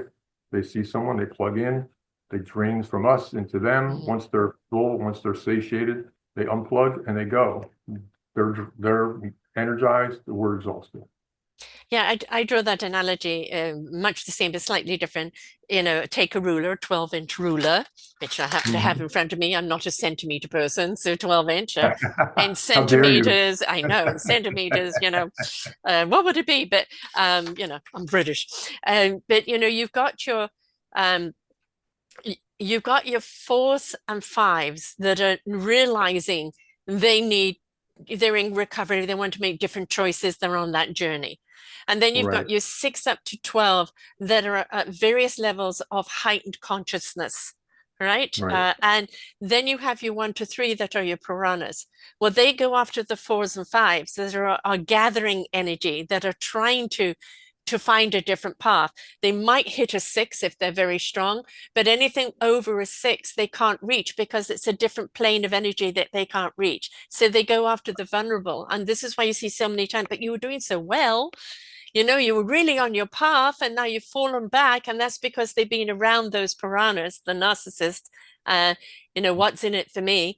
And they just drain the energy from them without any conscience whatsoever. And those are they the don't. people that sabotage other people that want to heal and grow, right? They're the Right. first ones to pull them down, belittle them, and everything else because they're not willing to. Right. And this is one more thing about narcissists, because again, narcissists will put out 5% of the energy to get 95 back. Hmm. But they won't put out 10% to get 90 because they don't want to have to put And out they that they much. can be incredibly charming. Oh, heck yeah. All right, and they always kind of manage to talk themselves out of trouble and make it like, well, no, it was you, in a way where you kind of go, well, was it? Was it? That's Yeah. that gaslighting thing and Mhm. all that. Yes. But here, this is really something interesting I found out, and I found out through my relationship as well, because we have this perception in our society that narcissists are um, loud bullies, Mm. you know, they crack a whip, they say Presidents. you do this. Yeah, exactly. Well, that's megalomania. That's another Yeah. that goes Narcissistic way, megalomania psychopath. that Yes. goes way up. That's the charts here, that's up there. Yes. Talking about, people that we're in relationships with a narcissist, and we get this person, well, and people hear this and they say, my wife's not really like that, or my husband's not like that, and people say that he's a narcissist or she's a narcissist. Well, again, narcissists have different third words, so Yes. they're all going to look different, Yeah. and also you have to take into account the other person in the relationship, you, me, we're just using us because we've Hmm. said Talking that we together. have been in those relationships before. Mhm. But you, me, we had to keep do for we had Mm. to give. So the narcissist in a lot of relationships, it's not this big, loud, boisterous, demanding, you will do this for me, you will You're do right. No, that. it's the It's subtle. a lot of it, I would say probably 90% of it is the other person who's the giver, or the people pleaser doing, well, I'm just going to keep doing for this because this is what I'm supposed to do. Right. I want to be a good wife. I want to be a good husband. I I want the want to be peace. I spouse. want the peace. So I'm going to appease him so that he Right. doesn't become angry and I become scared. Right. Peace. Yeah, yeah, the peas and peas. Yeah. Appease is one of the 6 words too. Right. But even if you, but it's not like that person is saying you need to do this. The giver person, right, who has to Hmm. give all the time, feels like, well, my marriage isn't what I hoped it would be. My relationship isn't what I was hoped to be. And the narcissist doesn't say, well, maybe it's me. They're like, they don't think twice. It's the other person, the giver, the people pleaser goes, I'm just not doing enough. Right. I'm not Exactly. pleasing enough. Yes. I'm not perfect Yes. enough. I'm not good Yeah. enough. I'm not nice enough. I'm not Yep. likable enough. I'm not subordinate enough. Yes. I don't rescue enough. So Right. I'm just going to keep doing more and more and keeping, again, like that journey. One more self-help book, one more, Yeah. seminar, one more this. If I just to do this, and I'll give you a perfect example, and it's so funny now when I talk about it, or even think about it. You know, my my one of my exes, I'm not going to say who it was, so we don't get, where people No get all lawsuits. whatever. But this person got a speeding ticket, Hmm. right? And they had to go to driving school. Now in New Jersey, in America, you can do online driving school now. You used to have to go sit in a classroom for 8 hours and Hmm. do the driving. Now you can do it online. So the person didn't say, I don't have time to do the driving school. You need to do it for me. Mm. That's the perception, Right. right? That the narcissist is going to say, I don't want to do it. You do it. You're my slave. You work for me.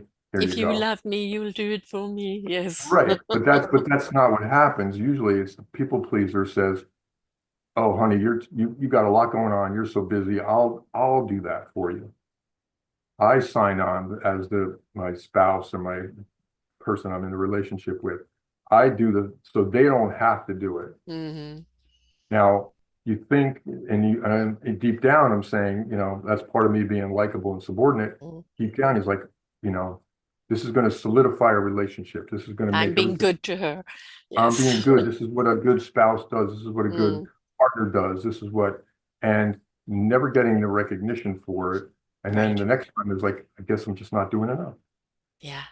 Yeah. Guess I'm not doing enough. I just need to do more and more and more. And that's why people are burnt out now, especially Hmm. people in narcissistic relationships or dysfunctional. Again, dysfunctional. Um, and nobody understands why. They just keep doing it and doing it and doing it until they're just completely fizzled out.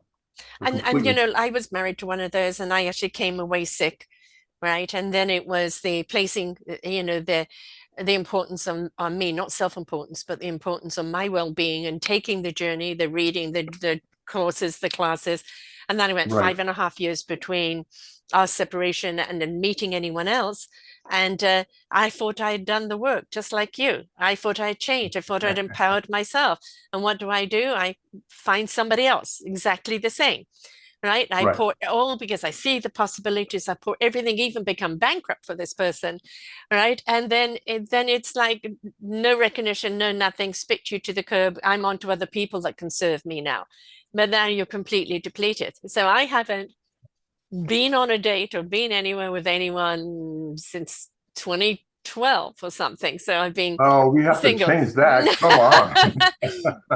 But it does break down the trust level. And I know that I won't attract that Sure. narcissist anymore because I have actually done the work. But you think you're doing the work because you, as you said, you're doing the outside work. You're not being the work by going inside and placing that love and that same care that you give to everyone else is give to Yep. yourself. Right? That same love and attention you give to everyone else, give to yourself. And so many people, I'm scared of being selfish or being narcissistic. No, you are not See being that? you. It is necessity that you look after yourself because how can you be anything to anyone else if you don't look after yourself? I see that. I hear that all the Mm, time from people because they're like, well, that means I won't be a good person or I won't be a right. nice person. I'm like, no, I'm going to become narcissistic. No, you can't be narcissistic. You don't wake up one day and become a narcissist. Right. You don't. This is not true. And if you're a person who's a good person and you realize that I'm only going to be good to people who aren't good to me or for me or nice or whatever, then that's when you start having that truth come to you and all that. But you're never going to be not a bad person. I'll probably never not be a likable person, Hmm. but I will be a person who doesn't get stepped on anymore. Right. Exactly. And I used to see Exactly. that as being not being likable. Do you see that? I don't see that as not being likable anymore. Right. I just see that as I'm not getting stepped on. And you get And to a the stage in life where it's like, I don't need to be around other people's company for approval. I'm around my own company and I'm approval enough. And you just right. don't need, you're so much more selective of the people around you and the time and energy that you give to other people. And you really Mm, actually do really enjoy your own solitude because you worked hard to be yeah. with this person from the inside out. And now you want to enjoy it. Well, some of the people that I counsel, I call myself a contentment counselor because I kind of what I do. And I Mhm. don't know what happiness really is, but I know what contentment is. Yes. So, And so again, when I, happiness like those perfect moments. Happiness comes in those perfect yeah, moments that really feels good, like good piece of music, good thing happening. I've got grandkids when they do something really cute, the perfect moments. I mean, this, I've got to be happy, I've got to be joyful. Well, that is actually an external energy again. And it's like that joy and that happy is yep. laying peacefully within my heart and soul. Well, most people, what happiness is to most people is that moment before they're searching for more happiness. Hmm. They get that, and it's like that nugget, that moment, instead of sitting there and saying, that was a great moment. It's like, when am I gonna get the next one? When's the next one? I can't, Right. I gotta have this again. Like And we become that's where that, junkies over it. I do right. believe that there isn't enough joy in the world. And I think a lot of that is that we've just bought so much into the doom and gloom and the next thing that was being thrown at us. And it's like it is our choice to find joy, to choose that positive living. And joy we can find going for a walk in nature, watching a doggy chasing, a ball, a child laughing. There's so many ways we can find moments of joy, so many ways. And Right. fake joy is not going to make you happy. Go and look for that honest joy that lifts you up, right? And change No. the way you feel. Well, because everywhere we go now, it's just joy is one click, one new car, Mm, one Amazon delivery, one yeah, such and such away from where it'll you never make you can happy. be joy. No, but that's becomes, you know, I told people and people that I counseled a lot, and we talk about this a lot. I said, when you change and become this person who is mindful and very, very content with your life, I said, you're going to lose some people in your life. Yes. There are You going to only be lose some the people in ones your that you life. need to lose. Yes. Right, Family and all. Family and but you're all. going to lose, but you're going to lose some people, and Yeah. you need to be prepared for that. Now, you're losing people who are not. are dysfunctional and want to bring dysfunction into your world, because you're all of a sudden functional and they don't know what to do with it. Exactly. Yes. So Exactly. they want to bring you into their dysfunctional world. So you will lose those people. And at some point you're going to want to push, you're the one who's going to say, I don't want that anymore. I'm And not going to put, with a question with that with family members is, I have a sister thinks I'm a do-gooder communist because of the work I do, right? oh, Because you're she has, not? if I am, I I'm, celebrate it. I'm, I'm, I'm kidding. But it just kind of was mind blowing, and that is her limitation. Because she doesn't get what I do. She's not No, about that. She's from a different world. But what I've done with her is this is a channel we can walk and we can stay in. I can't go in that your channel. You can't come in my channel. We'll find that common denominator.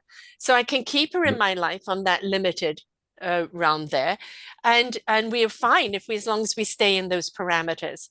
I don't expect her to understand who I am, right? Because her you journey and never her will. world is still in the chaos. She's still in all of that. How can she? She's not willing to do the work.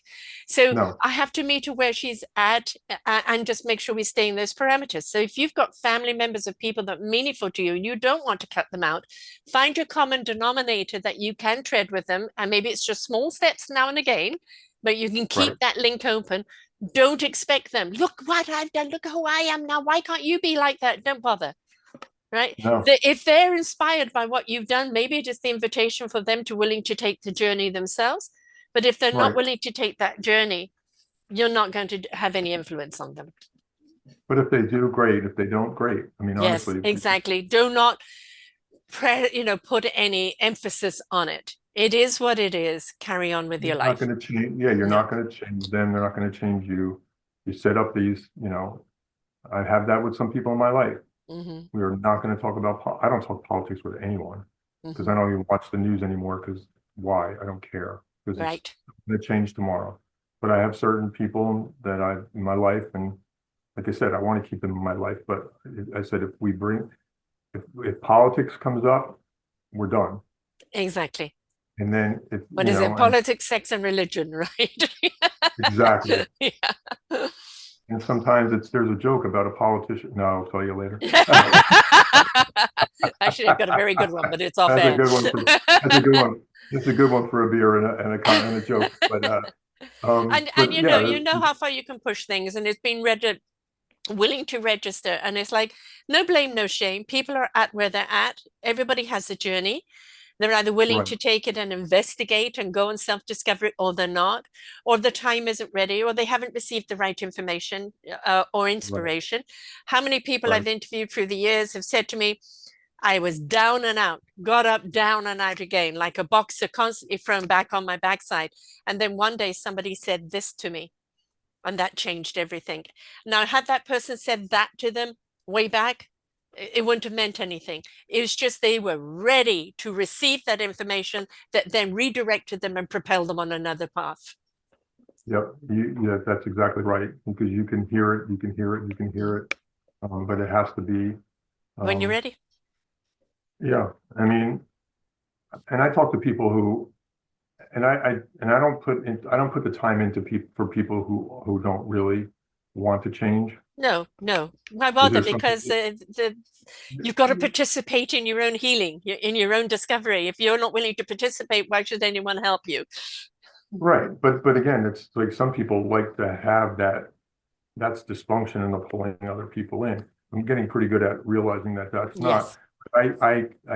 I've been doing this for a while, so I get to really see or feel more than anything the people that I know are really searching like I was. Hmm. You know, I like to look back and if me at this age, if I went back to a 20, 30, 40-year-old Jerry and said, come here, I got, let's talk about this.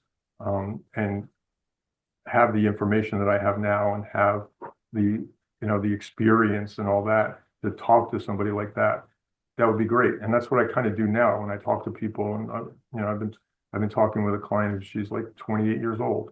Hmm. Um, Single mom. She's gorgeous. She's beautiful. She's sweet, but she's kind of stuck. but Mm. she still comes back and she still really wants to. And, you know, when I Change talk to her people, directory, change her she, projection. Yeah. she does. And I talk to her, it's like, I'm not going to sugarcoat it. I'm going to say what I mean and mean what I Mm. say. Mm. And, and I'm going to say it with respect and love, but you have to be able to hear it because, Yes. and if you really want to change, you'll want to hear it. And Yeah, she and it's does. not to be unkind. It's No, it's it's to it's this that that excuse me. The universe gave me a saying 7 years ago.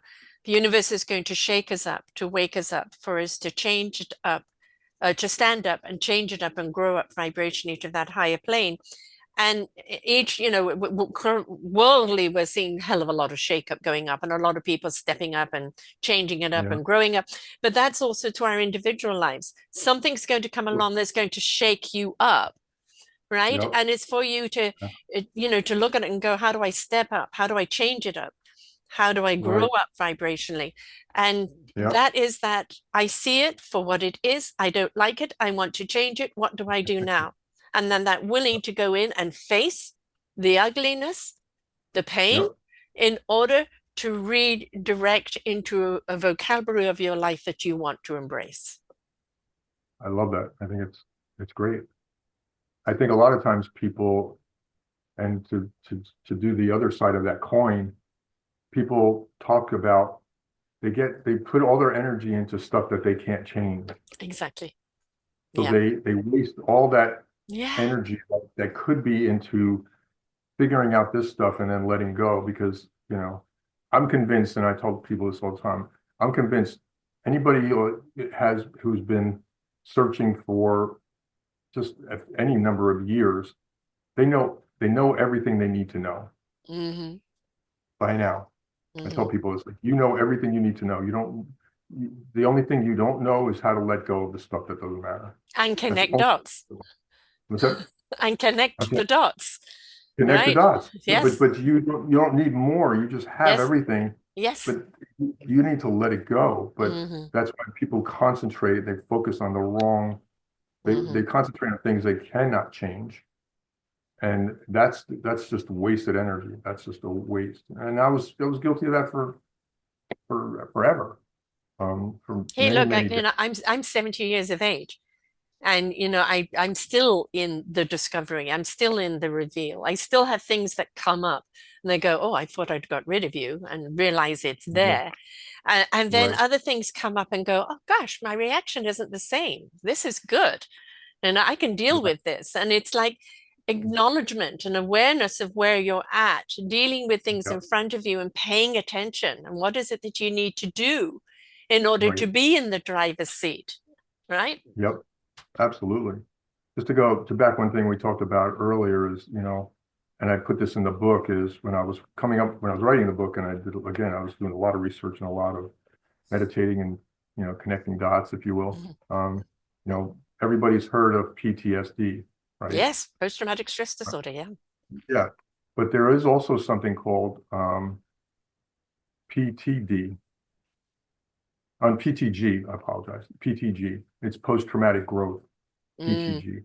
hmm. So you can, and this is kind of where I came from with this thing. I had this traumatic incident, and I I grew from it. Yes. I didn't, and then again, that goes back to how I dealt with it. Yes. I'm going to feel it. I feel everything that shows up. I'm not going to push everything aside. Everything that comes up, I'm going to feel. When all this stuff happened, I started crying. Hmm. First time in my life. Hmm. And it goes back to I'll give you something to cry about. I Yeah. couldn't stop it. Yeah. I was meditating Releasing. 5 seconds into meditation. I couldn't stop crying. Mm.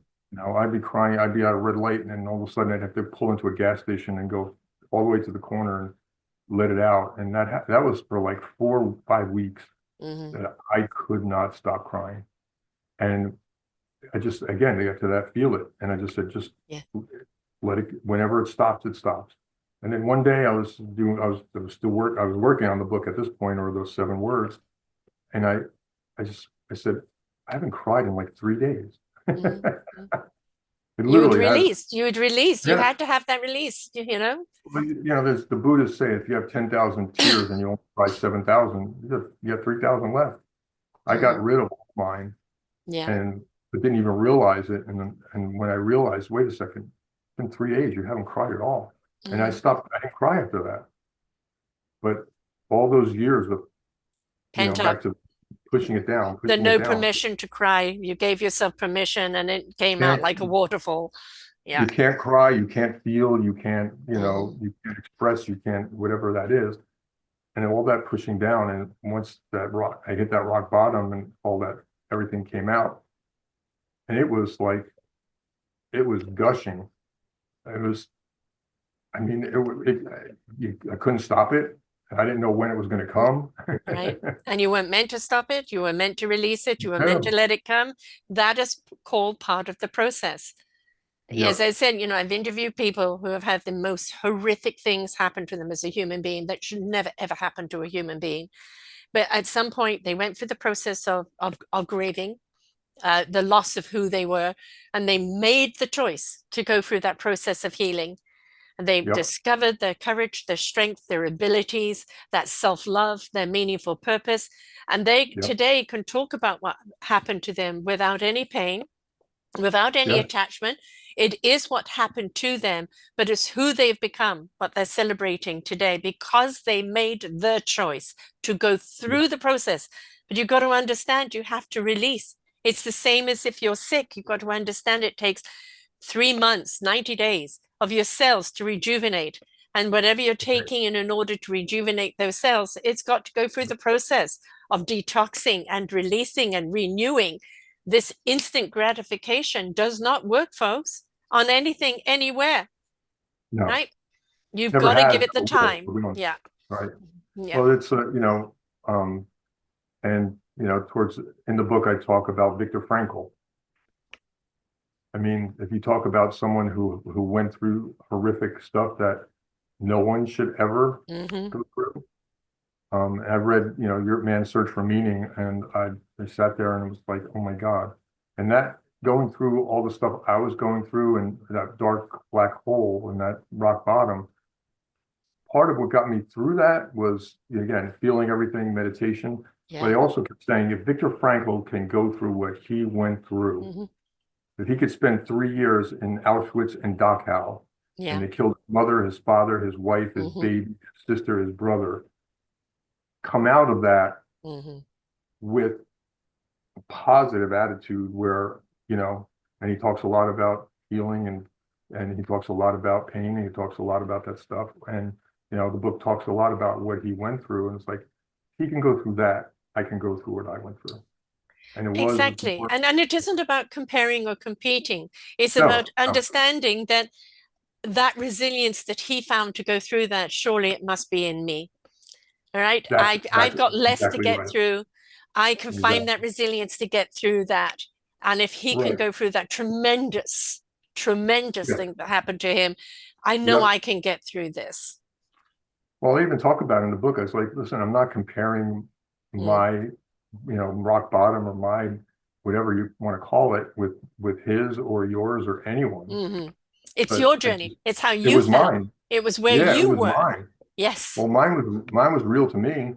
exactly. And Exactly. yes, was it my mom dying and my fiance? Yes, but that was That was the just the catalyst to bringing that everything else that had happened. Yeah. Mhm. yeah, that was the last leaf that hit the Yeah. roof before it Yeah. caved in. But it still caved in. Hmm. But that's how I'm not comparing my quote pain to anyone Right. else's.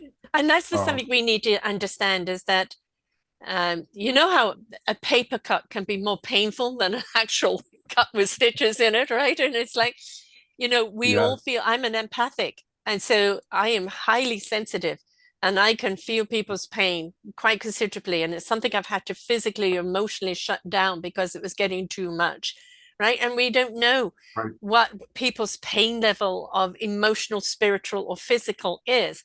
And but we No, know that when somebody's hit a rock bottom, this isn't time to kick them or demand from them, get up, get up. No, this is the right. time to hug them, nurture them, Yep.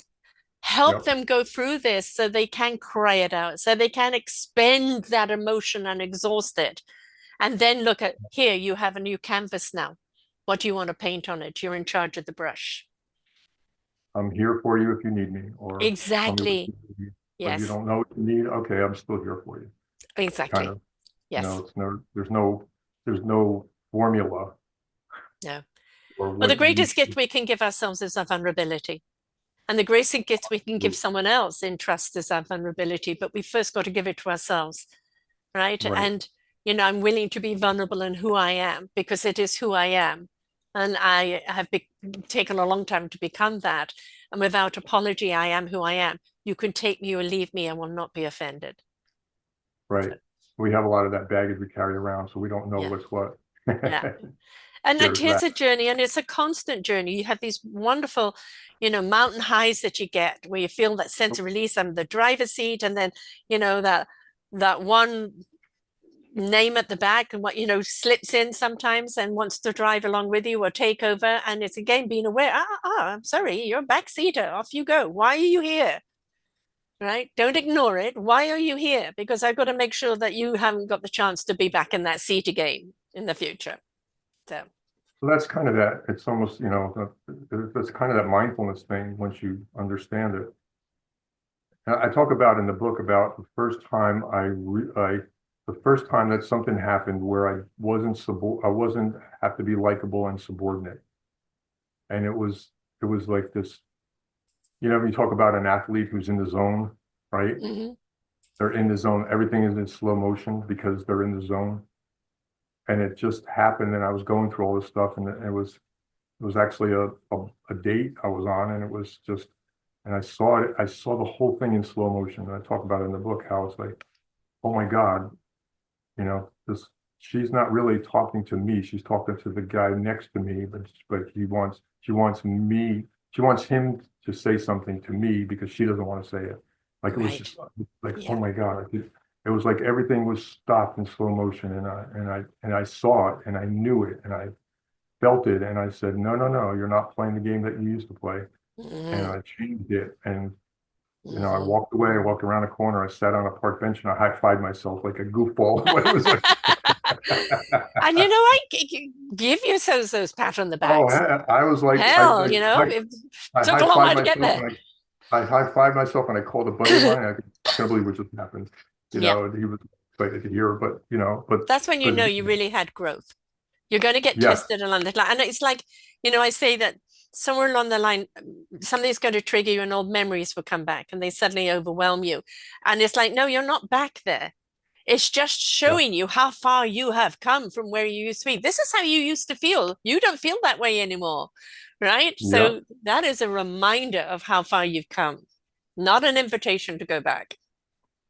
no. And again, once you know it and understand it, then you have the tools to change it. Really, Yeah, I exactly. understood that likable and subordinate.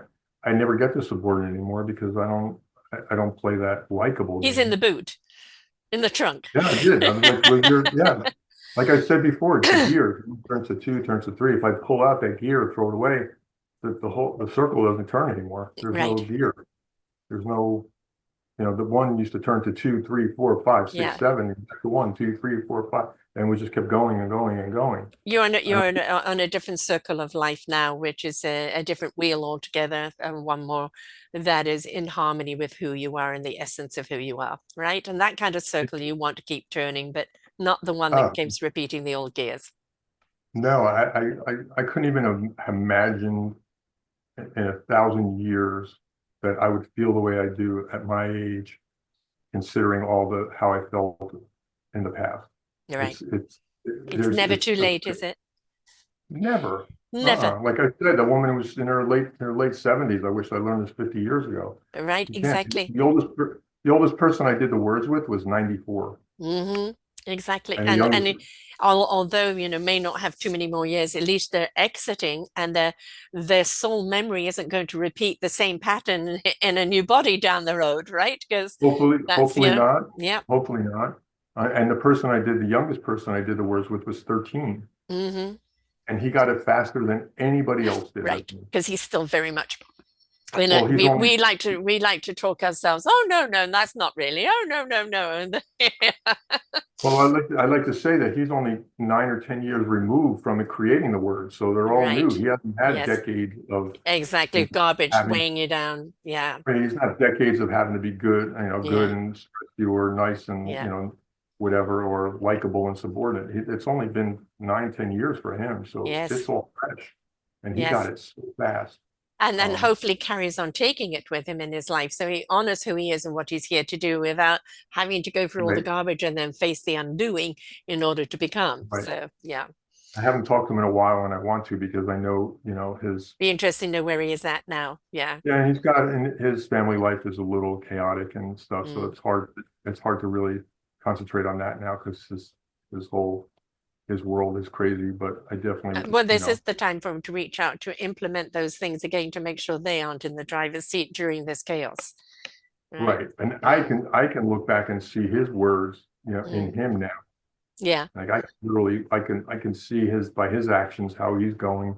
Um, that's the crazy thing about the words. Once you figure out your words, and then you're sitting at dinner with your siblings or your parents or your uncles or your whatever, you start sitting there and you go, oh, I think I know what their words are. Yeah. Oh boy, I know what their words are, and it's kind of crazy where you go.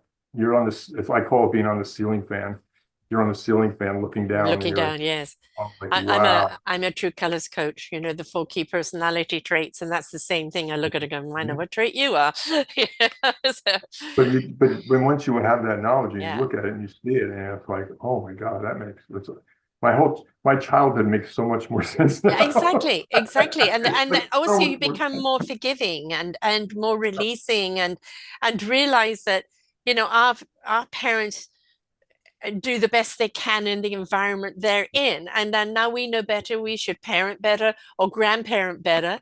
Each generation wants to grow, and how can they grow unless they're aware that the growth is needed and there's certain things that need to be let go? So that's the individual journey. In order to have No, the community change, the people in the community need to change. absolutely, I totally agree. But it is that it is that awareness and that mindfulness, and you sit there and you go, wow, maybe I'm happy that I didn't know this existed before because I would have been. And then you look at all the unhappiness that you went through and God, I wish I'd known this before, I would have made better choices. But again, Yes, it's part of but our like you said, experience and who we are today. Yeah. yeah, like you said before, that's just wouldn't have been. Yeah. I had to go through all that stuff, Exactly. and To actually put what makes sense together, right? That's the whole thing. yeah, And you've done it now for future generations so they don't have to go through it. well, that's the whole thing, and that's why Yeah. I kind of do what I do. Is like I don't want anyone. I don't want anyone to feel the way I used to feel. And Hmm. again, I'm not out to save the world, but I do feel like I want to I want to I want to put my arm around people who were like I was, who really were Mm. searching, who've tried everything, tried all this other stuff and didn't work for them like me, and say, you know,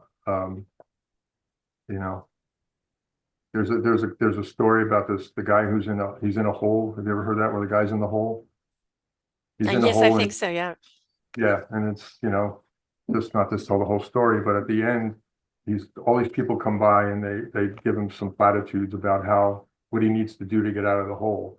And he's like, I just want to get out of the dang hole. And then And all of a somebody give sudden, me a ladder. yeah, but they're like, here, go read this, and here, go do that, and Yeah. whatever. But he just wants to get out of the hole. And then his friend was walking by, and he hears him. He said, "Help!" And he goes, "Look down there." He goes, "Bob, is that you?" It's like, "John, what are you doing?" He goes, "I'm stuck in this hole, man. I can't get out." And he goes, "Can you help me?" And sure. And then so John jumps down and slides into the hole. And he goes, "What do you?" He goes, "I need help to get out of the hole." And you jump in the hole, and dusts himself off, and he puts his arm around him. He goes, "I've been here before. I know the way out." Exactly. And it's Yeah. yeah, so it's not telling somebody what to do. It's like put my arm around you. It's like I know the way out. Come on. Yeah. Yeah. I mean, it Yeah. sounds corny and cliche, but it really That isn't. generally, back to simple. Those simple Yeah, solutions are generally the ones that work. And what is it back to? Caring. You know, it's back to caring, Right, kindness, compassion, right. consideration, love. And the more we spend that, the more we show that, the more we Yeah, are the solution, not just for ourselves, but for our whole society. and not judging the other person along the way. And stop throwing rocks down there while they're down there, right? Yeah, yeah. If I throw Which enough rocks, it'll fill up and you'll climb out. No. exactly no. In the meantime, Doesn't they're all really cut work and that. bruised. Yes. Doesn't work that way. It sounds good, but not really. No, no, no. Um, So so you coach people and you've got the book. Where do people mhm. find the book? Do you coach them using the book? What is your process and how do people get hold of you, Helen? So the book's in bookstores, most places. So, but it's at also your7words.com, the number 7words.com. And there's on the website, it has a little bit of a little history of how the book came about and a little bit of what we talked about today. And a little bio about me and all that. But you could order the book from the publishers on the website or Amazon or Barnes and Noble or any million other places. They have links to all those. And And can yeah, you and I give think people your name as also when if they're looking for the author, they know what name to put in? sure. It's Jerry, Jerry, Giordano, G as in George, IOR, D as in David, ANO. Um, and if you want to email me, that's Jerry Giordano at Gmail. If you want to email me, we can talk. But yeah, and I counsel people. I do the words with them first because I think knowing what their words are, Hmm. can't really talk about your words if you don't get your words, understand what your words are. But that helps. It helps to understand. One of the women, the woman who wrote on the inner part of the cover, she's a therapist, and I did her words and her husband's words and her daughter's words, and she's actually sent some of her clients to me to do their words, so she knows what their words are, so she can help them in therapy because it's not she only knows she knows about them by what they tell her. Hmm.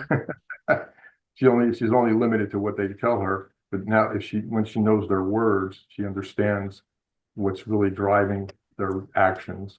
And so she's been great and she's a sweetheart, but she loves it and she uses it all the time with her, in her marriage and with her kids and all kinds of It's stuff. become a tool, right? It's become a tool that Absolutely. helps her really help a client, which is good. Now, It's a your huge your seven words shortcut.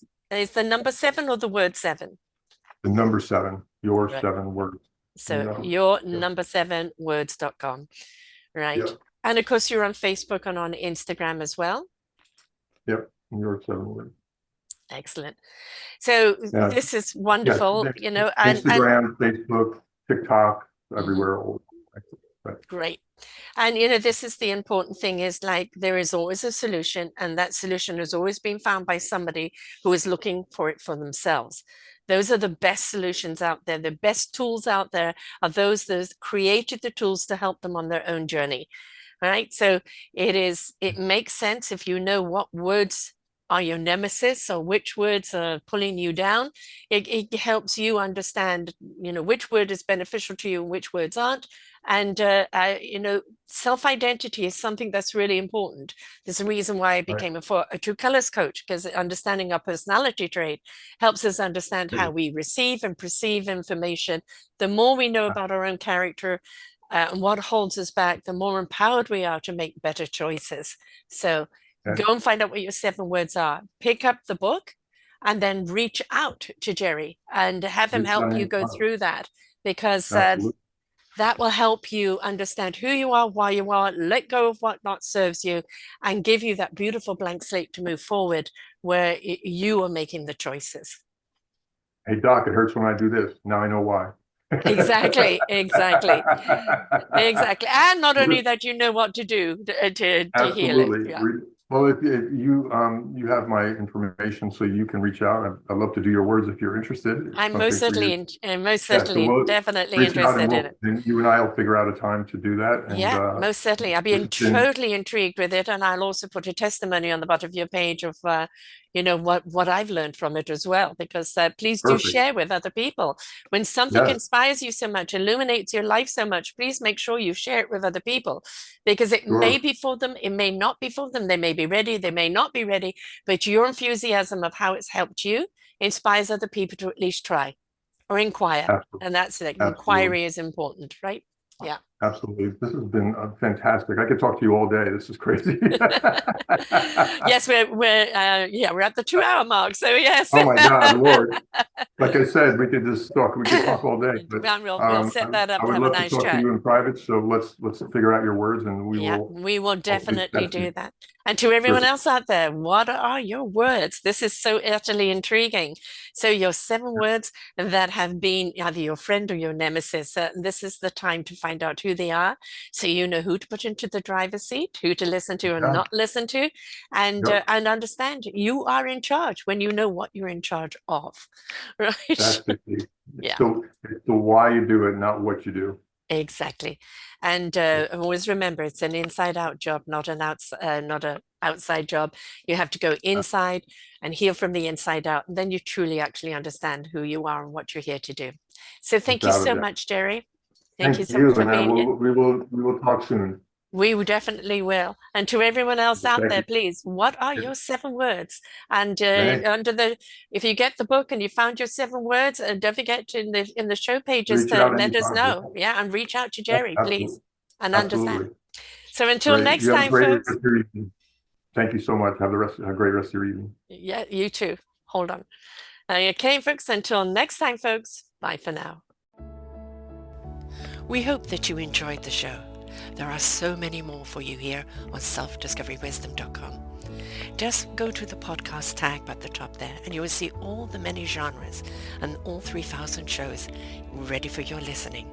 We are here to serve you, to help you on your journey of life, and we know that through inspiration it begets invitation. We are supported by you, the listeners, and those that we interview. Anything that you can spare us in donation would be greatly accepted, and we do hope that you enjoy the next show.